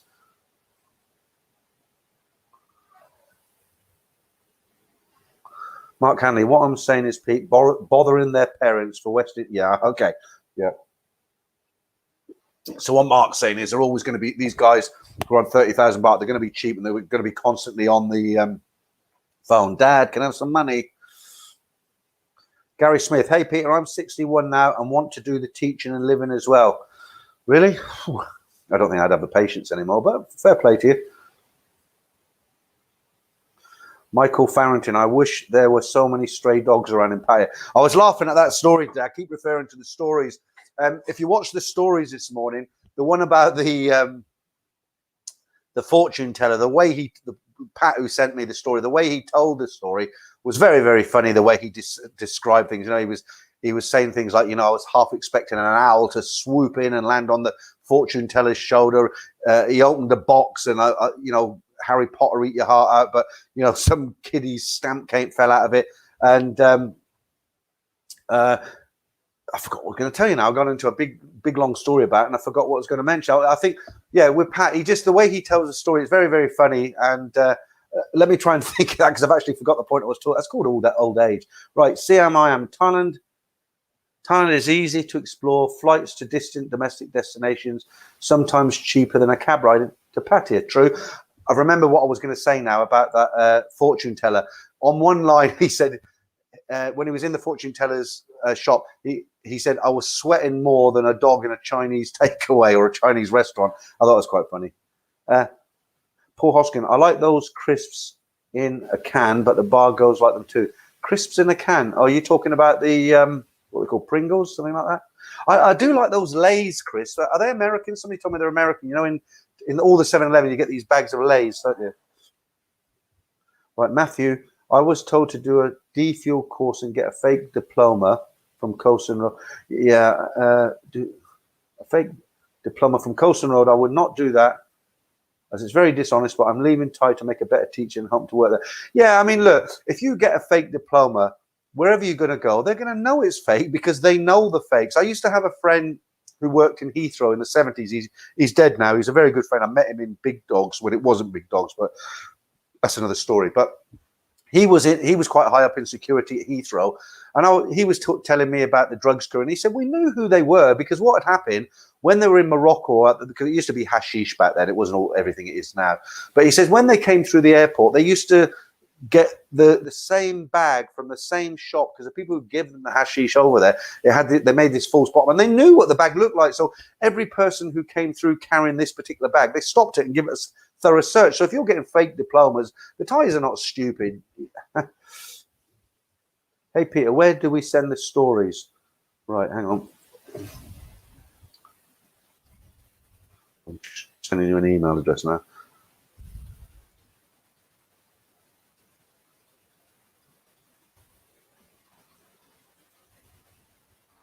Right, so let me highlight that. Right, so that's an email address. If you've got a story, please send it to that one. I'll leave it up there for a while because people said that I didn't leave the messages long enough.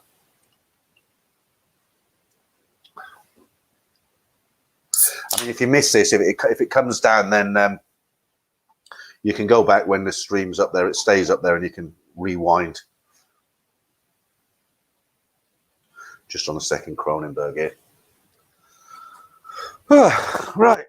Let's get off the subject of dodgy visas.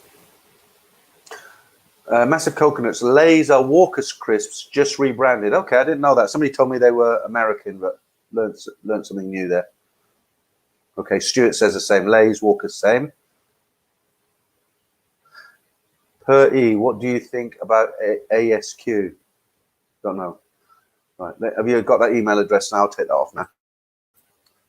Right, let's change this picture because I'm getting bored with this. Something new.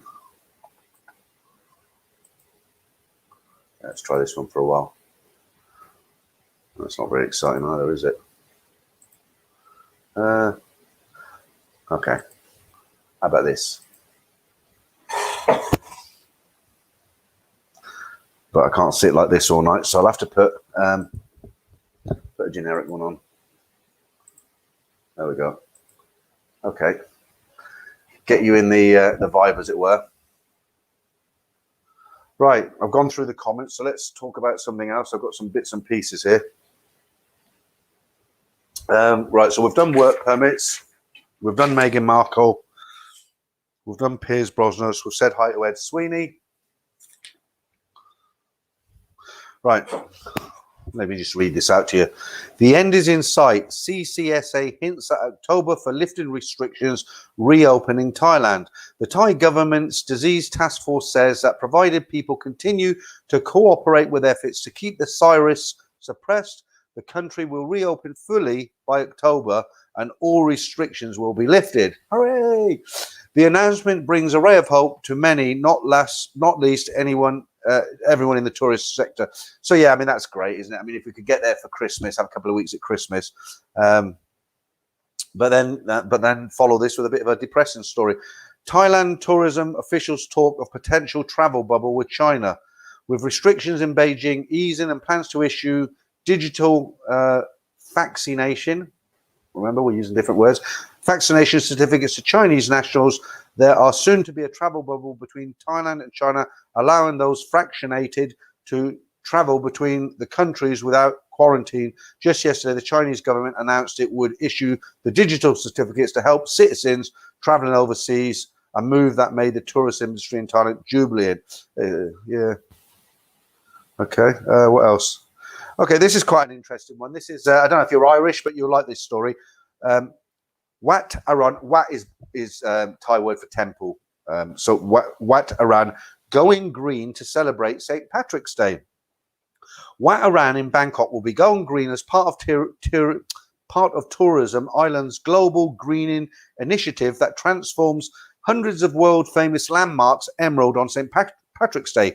The Temple of Dawn, one of Thailand's most spectacular and oldest temples, will be lit up green between 7 p.m. and 11 p.m. on Wednesday, 7th of March. The Bangkok Metropolitan Administration, in partnership with the Irish Embassy, will also turn other buildings of the capital green, including the Culture Centre of Thailand and the Conrad Hotel.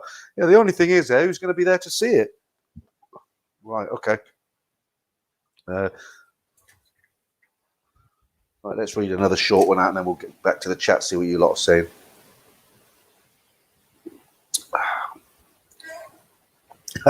This will make you laugh. Don't forget, I'm replacing, just like Ed does, I've got to replace words about what's going on at the moment because YouTube don't like these words being said. Right, here we go. This year, Thailand gets 6 days to celebrate Songkran. So it is going to go ahead. They're going to have Songkran. Yay! The Thai New Year of Songkran has been extended to 6 days of water fights, according to the cabinet, after approving the holiday to run from April 10th to 15th. So, now here's a sting in the tail. So-called water play areas that would allow the water fights and splashes to go on with a Cyrus check in at the entrance. The Pattaya News said face shields, goggles and raincoats could be required in the splash zones, but the idea is still being discussed. That sounds like a lot of fun, doesn't it? You got to put on a raincoat, a visor, pair of goggles, get tested, then you can go into like an area of a car park that's been fenced off and throw water at each other. Yeah. Okay. Oh, there's bloody heat. Right. Let's see what you lot are saying.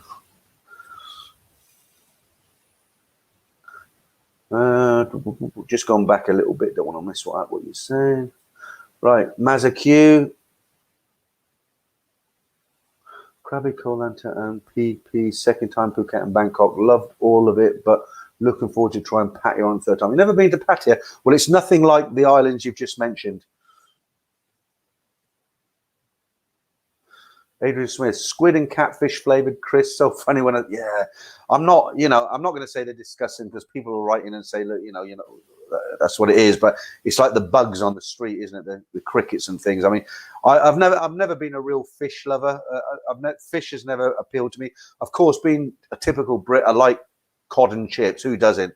And fish fingers. I like them as well. But as Bernard Manning used to say, I didn't even know fish had fingers. But well, the oldest are the best, aren't they? But yeah, but other than that, squid and catfish flavored crisps. No, not for me. Right, digital crab. Perhaps I could be employed as a fortune teller for Phalanx. I see many happy moments. However, I also see you're going home broke. Yeah, on that story again, another funny thing Pat had said. He said, isn't it funny how you never see a headline like fortune teller wins the lottery? Yeah, Torchy, cheers.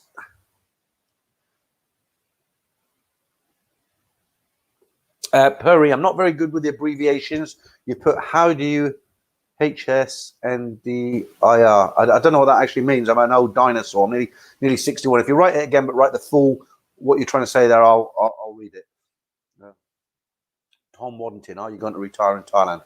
I'd like to think so. Yeah, I mean, I don't know what I want to hang around here for. I've still got commitments here. I don't have enough money to sort of pack up my old kit bag, as it were. And one good thing about living in Pattaya I lived in Pattaya for 3 years, many years ago. And one good lesson I learned down there was I'd see these guys who they retired too early. They thought they'd retire when they're 50. And in those days, there were a lot of rooms just had a fan. They didn't have the air conditioning. These guys were basically, they didn't have a pot to piss in, basically. They were poor. And what a way to go, to go 6,000 miles, retire in a beautiful country like Thailand, and you can't even afford to enjoy it. So the biggest mistake you can do is go to Thailand, retire too soon. You've got to have enough money to do it. And if you ever try to work out a budget, what people who ask me, how much do you need? You know, I'm not going to go into a big budget here. I've made videos, lots and lots of videos. But all I would say to you, whatever your budget is, however you're going to live, whether you've got a small amount of money, medium, large, whatever, and you work all out on paper and you think, yep, can do it. You've done loads of research. Put a third, if not a half, on top of that, because I guarantee whatever your budget is, you will fall short 100%. And if you put a third on top, say you budget 30,000 a month, make it 40,000, you should be okay. Dawn Patrol, have you got a pic in Hua Hin? Yeah, I don't really want to show them in public though. Right, Michael Mead, do you get bored in Hua Hin, Peter? Not really. I think if I was 35, 40, I probably would, because it's a lot slower pace. Hua Hin has a lot going for it. You know, they've got some great malls, some great places to eat. There's now three great streets of bars. You've got some brilliant bars, like in Pattaya, you know, same sort of thing, those bars. They don't have any go-go bars, but they have some really good bars. There's a lot to do in Hua Hin, but it isn't Pattaya. It's totally different. And I think if you're my sort of age, Hua Hin is a slower pace, but there's still a lot to do, and I think there's a lot worse places to stay. Right, we'll keep it going for another 20 minutes, I think. See what you guys are saying. Right, Mark Hanley, I got bored in Hua Hin, left after 2 days. Yeah, I'd be interested to know how old you are, Mark. And of course, remember, if you just go to Hua Hin and you don't know you don't know your way around, it can be boring. If you know the city well and you know where to go, it has got a lot going for it. Okay, Billy Pat, statement coming from government next Friday. Right. Life Reset Thailand, Australia and Singapore will have a travel bubble soon. Michael Mead got bored in Hua Hin as well. Yeah, guys, Hua Hin, it's not for everybody. It can't, like I say, the only reason Hua Hin appeals to me is, don't forget, I lived in Pattaya for 3 years. I lived many, many years in Bangkok. I visited Thailand more than 100 times. I must have spent 100 weekends in Pattaya and maybe 25 weeks and 2 weeks. You know, and if you're going there for the first sort of 1 or 2 times, then yeah, you will get bored in Hua Hin. But when you've done it and you hear the same old lines and it's the same old, you know, where you from, what's your name, how long you here, the same old, then you get to the point where it just gets too much. Poppycorn, Peter, did you clarify about the 3 months rule? And yeah, I mean, well, you're going to have to wait 3 months anyway, aren't you? Because anywhere that lets you into the country, they want this certificate now. I'm trying not to talk about this too much, but you're going to have a certificate to say you've had both of the jabs. And if you're English, for instance, there's a 12-week delay between. So I had mine 2 weeks ago. I'll get my next one in 10 weeks. So even if tomorrow they said, right, it's all bets are off, you can now get on a plane and go to Thailand. There's no restrictions. Just get over here. The only thing is you've got to have this certificate. Then we couldn't go unless you had that 2 jabs, and I won't have my second one for another 10 weeks. Yeah, 10 weeks, yeah.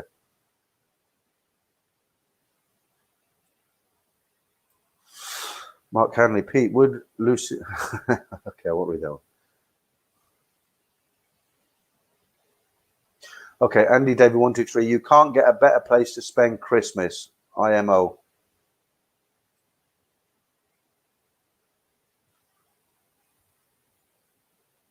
Okay, Massive Coconuts. Has anyone ever sent a story which is obviously a laughable fake? You could use them for a video on 1st of April. Yeah, I have had 1 or 2 stories that were fakes, and they were so obvious. And the reason I knew they were fakes, they were quite good fakes, but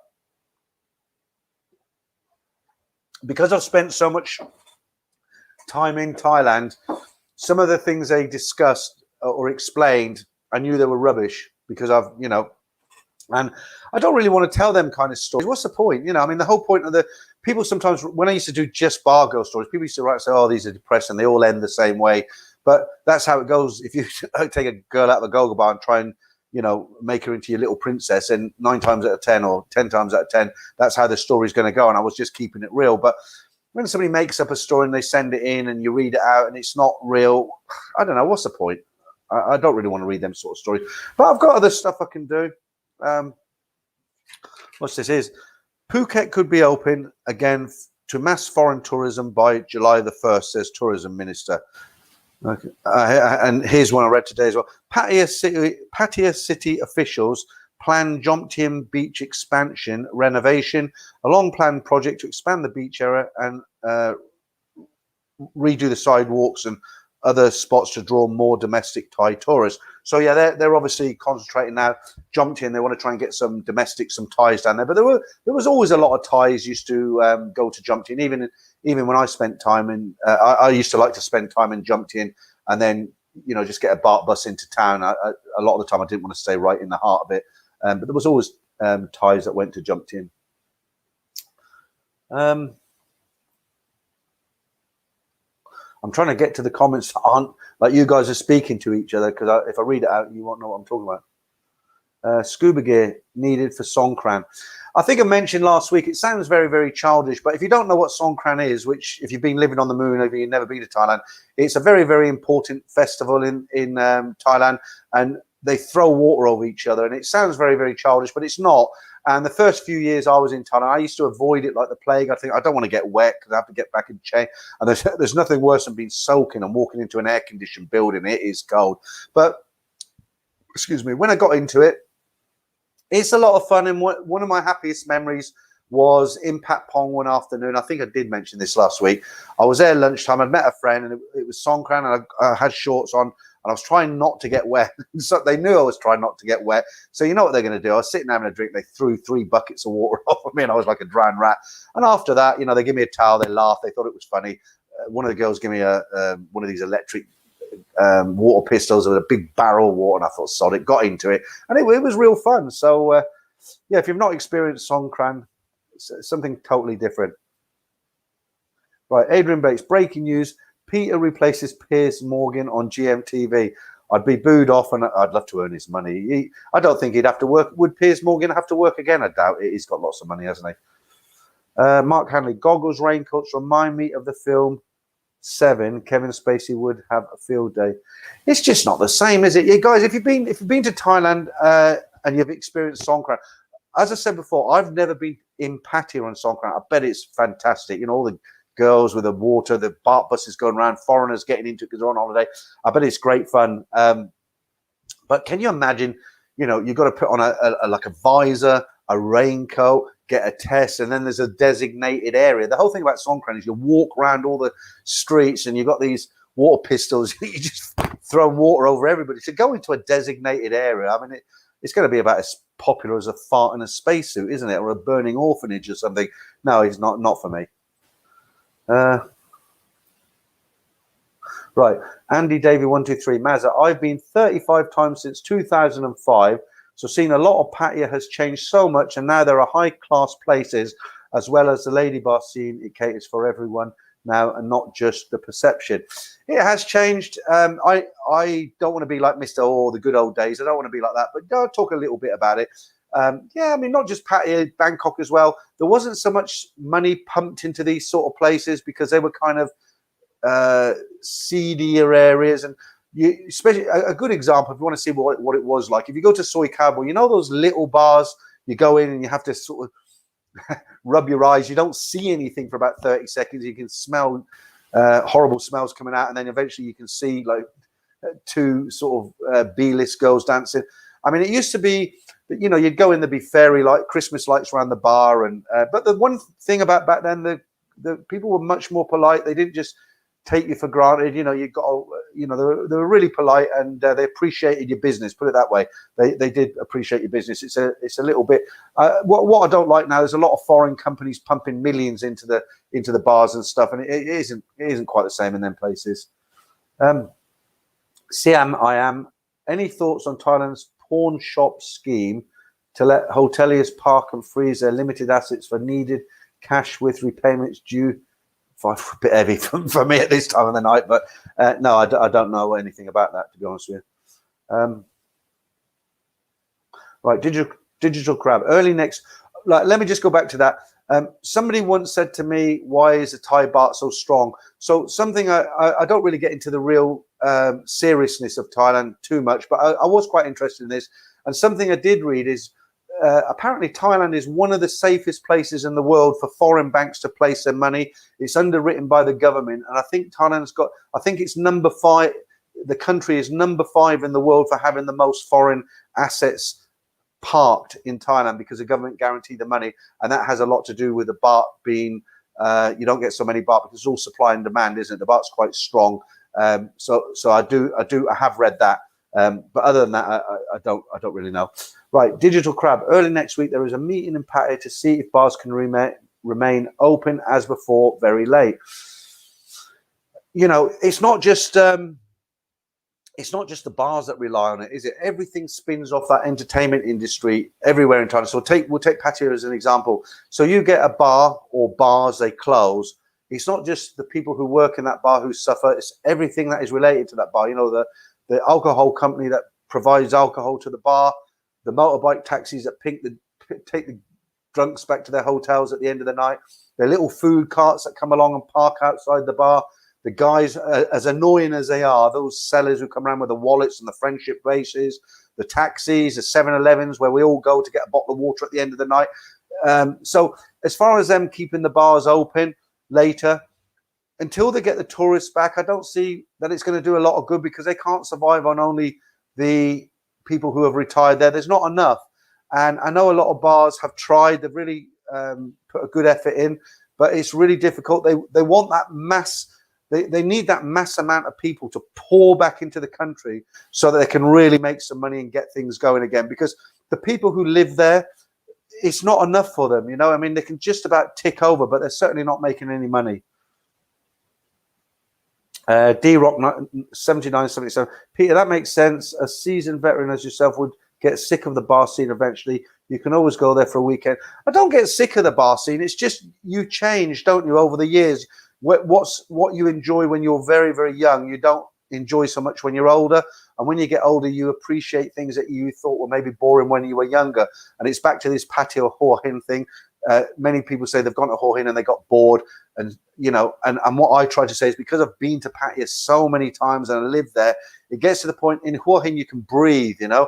And if you want to, it's not in your face all the time. You can go out and have nice meals. You can, if one day you think, you know what, I want to let my hair out, I want to go out and get pissed, and I want to get company from a bar, you can do it. It's there, but it's not in your face every day, and you're not meeting people who have just got there. It's their first time there, and they think they've stepped off a plane and died and gone to heaven. There's expats there who are. There's a lot of Scandinavians in Hua Hin for some reason. Not a lot of those, you know, Swiss, Dutch, a lot of those kind of countries. People who live there, and it's a nice town. But you know, visit once. If it's boring, then you don't have to stay too long, do you?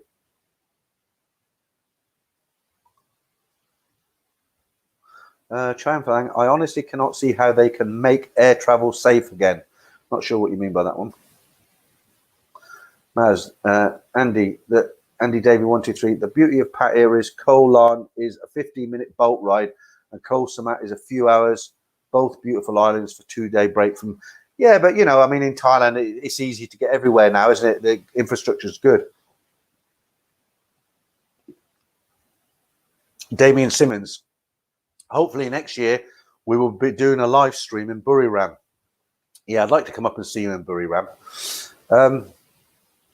Right, Puri, Peter, who's your feeling about single Taigos residing long term in the UK?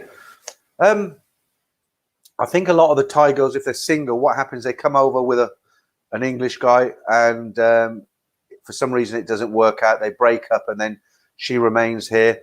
I mean, I don't really have any thoughts on it, really. I mean, if a Thai girl's here and she doesn't want to go back, she wants to stay here and make some money, then it's up to her, really, at the end of the day, isn't it?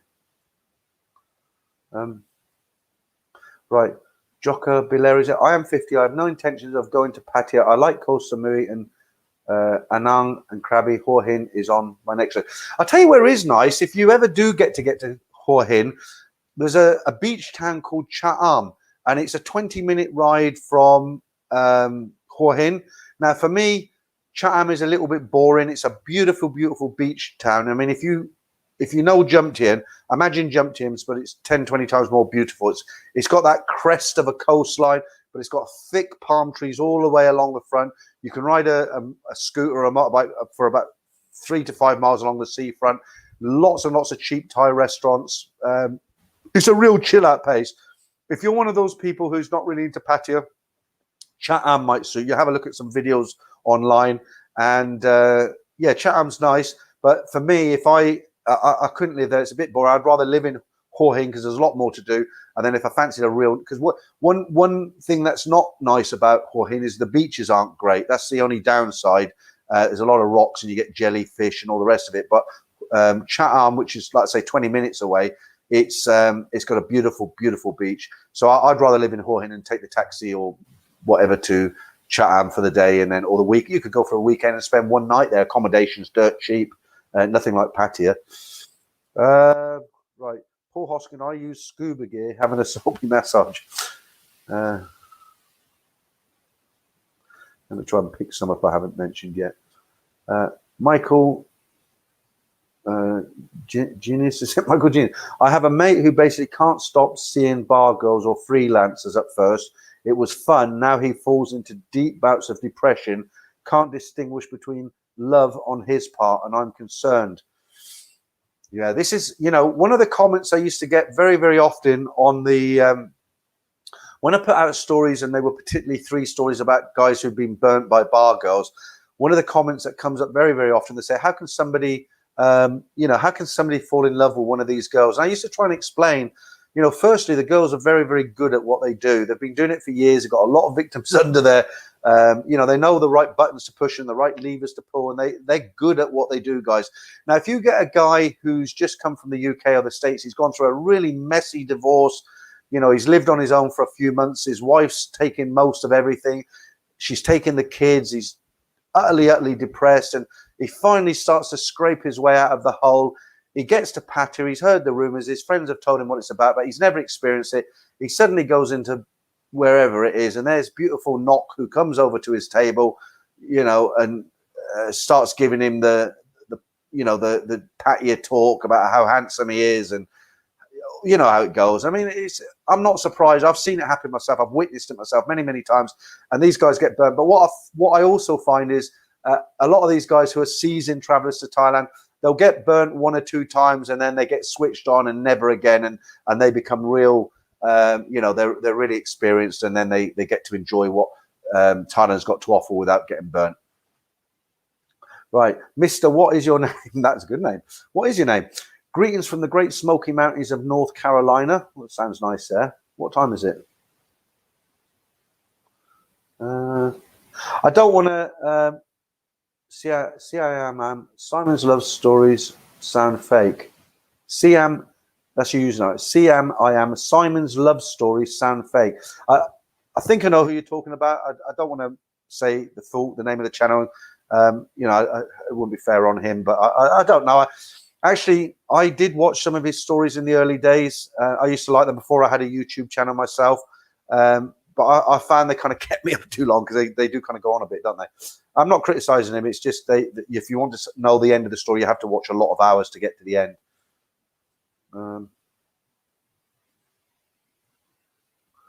Right. Simon lives in a shed. Which Simon? Right. Andy Davey 123. The water fights are great. It's just the ice that gives you cardiac arrest. Yeah. I mean, if somebody God, I forgot all about that. You could be sitting in a bar, and what they do, you'll get there. You know these ice buckets they have in the bar, half filled with water, ice. The ice sort of started to melt, but they'll chuck this bucket of ice over you, and yeah, that's not nice. I heard that in July it's rainy season in Thailand, so it's a good idea to travel in that period. Yeah, Ed was mentioning this. He was talking about the Ed Sweeney. He was talking about the low season, high season. The high season really kicks into the end of November through to about the beginning of March. If you go June, July sort of time, I've been there in June and July, and there is a lot of rain. But because it's Thailand, you never get. It's not like raining at home. You think, oh, I'm not going to go out. You're in Thailand. It doesn't matter if it's raining. You know, you'll still find stuff to do. You'll still have a good time. And the only thing is, it's really hot. If you go sort of November, December, and you think Thailand's hot, you go June, July. I mean, it's really hot. Right, Damien, Peter, did you ever go to the telephone box on the dark side in Pattaya? No, what's that? What's that all about then? Telephone box on the dark side in Pattaya. No, I might not. To be honest with you, Damien, I might not even know about that. That might have sprung up after my time there. Just topping up this Kronenberg here. Well, right. The baht is tied to the Chinese yen. That wouldn't surprise me. I mean, they've got this special relationship. It's like America and England, and it's China and Thailand. Right, Siam, I did Songkran in Chiang-Mai. It was a fun day. It was fun for a day and wore off quickly. Yeah, I mean, you don't really want to do it more than a day, do you? Billy Pat's Bart's going up. If you've just joined me, then I did read out the exchange rates at the beginning of the stream. But if you just joined us really quickly, took these rates today. Pound, you'll get 42.74 baht. US dollars, 30 baht and 70 satang. Canadian dollar, 24 baht, 46 satang. Australian dollar, 23.84. And the euro, 36.70. So it is creeping up slowly. Let's hope it continues to creep up. Right, Ian Townsend, I also did hear that gold can be used as a currency in Thailand. You can, in fact, use it to pay bills. No, what it is with gold, Ian, they only, the Thais only use, the majority is 24 gold. It's a very pure, gold, and it is like cash. And what you'll find, you'll see the bar girls, if they're doing well, they'll wear a lot of gold. They invest in gold. And the reason they do that is because they're farmers' daughters, aren't they? They don't believe in banks and what have you. So what they do is they'll buy gold because it is like a currency. So what happens if you get a girl who works in a bar and she's really popular and she has extra cash, she'll go and buy gold bracelets, gold rings, gold. That's why you'll see them take it all off before they get into a punch up. I don't know if you've seen that before. But the thing is, what they'll do, if a girl's doing well, she had a good month or a couple of months, she'll buy herself a couple of gold chains. So one, it does two things. One, it gives her big face because it shows all the other girls in the bar that she's popular because she's got so much gold on. So she must have had a lot of customers. And secondly, if she finds next month it's low season, she's not doing so well, she's got bills she can't pay, she can simply take off a gold bracelet, take it back to the gold shop. And there's a small fee involved, but it is very, very small. And it's cash. I mean, I sold a bracelet on the last trip I went. When I was living there as a bit of a medallion man, I used to wear a bit of gold, as you do. And I had this they call it baht, not the money baht, but the weight is baht, 1, 2, 3, 4. I had a 3 baht gold chain, and I've grown out of all that now. And I bought that probably 20 years ago. And I paid, I think it was £200 back then. I bought it from the MBK set. So solid 24 carat, chunky gold chain, 3 baht in weight. And I sold that on my last trip. And I think I got just close to 60,000 baht for it. Which I was very happy about. So yeah, gold is kind of like a commodity in Thailand. The 24 carat gold, that is. Right. Michael Farrington, baht is strong versus euro and US dollar because the central banks dilute the value. 5 years forecast, US dollars versus baht 25. It's about 30.5 now. All right, I won't get into that. I'm not clever enough, but I'm sure you know what you're talking about. Dave in Thailand, yeah, we've just been talking about that. Mark Hanley, yeah, gold is God in Thailand. Some people used to say to me, these bar girls are farmers. How come they're wearing so much gold? But that should help you understand what it's all about. The gold is like currency to them. I'm going to have to wrap this up soon, guys. It's coming up for 2 hours. I've still got 199 in the stream. Thanks to all of you for joining me. Right, Billy Pat's Koh Chang, lovely but quiet. They have a little patio strip there, but noisy. Dave in Thailand, Chatham is beautiful. It is beautiful, but whether you'd want to live there or not.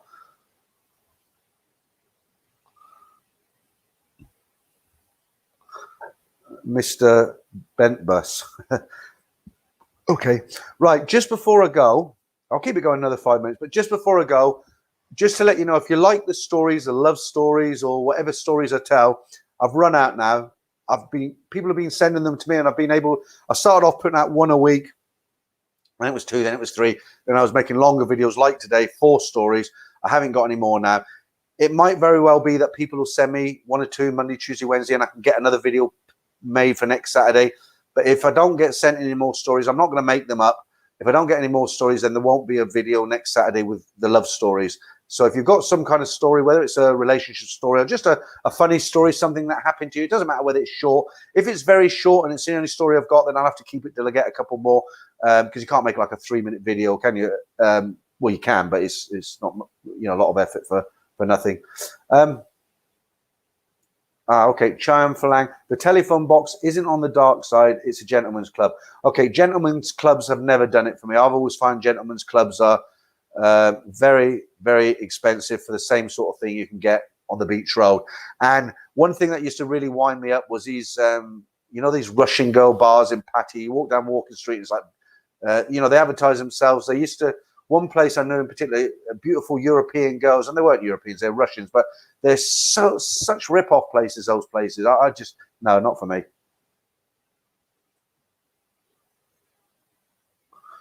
Right, Siam, I am targeting luxury travel is a foxhole. Strong motive to visit Thailand is economic and value that brings masses and spreads currencies. Nobody on a golf package buying a pad, Thai, and helping auntie. Yeah.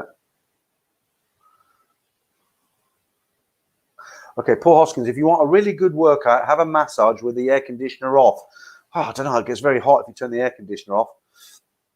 Gold in Thailand is 96.5% or 23 carat approx. That's from Chai and Frang. Okay, be more Ron. My girl doesn't want gold anymore, just Bitcoin. Yeah, but she can't wear Bitcoin, can she? Cheers, Mark. Thanks for that. Seamus, hey, Peter, I must send him my first time in Thailand story. If you do, Seamus, try and get it to me before Wednesday, because if you do, I'll read it out on Saturday. Try and make it quirky, fun, the sort of thing. If you watch some of the stories, you know what like people like to hear. Don't make anything up, but, no swearing and not too much slang, because not everybody will understand it. Thanks, Billy.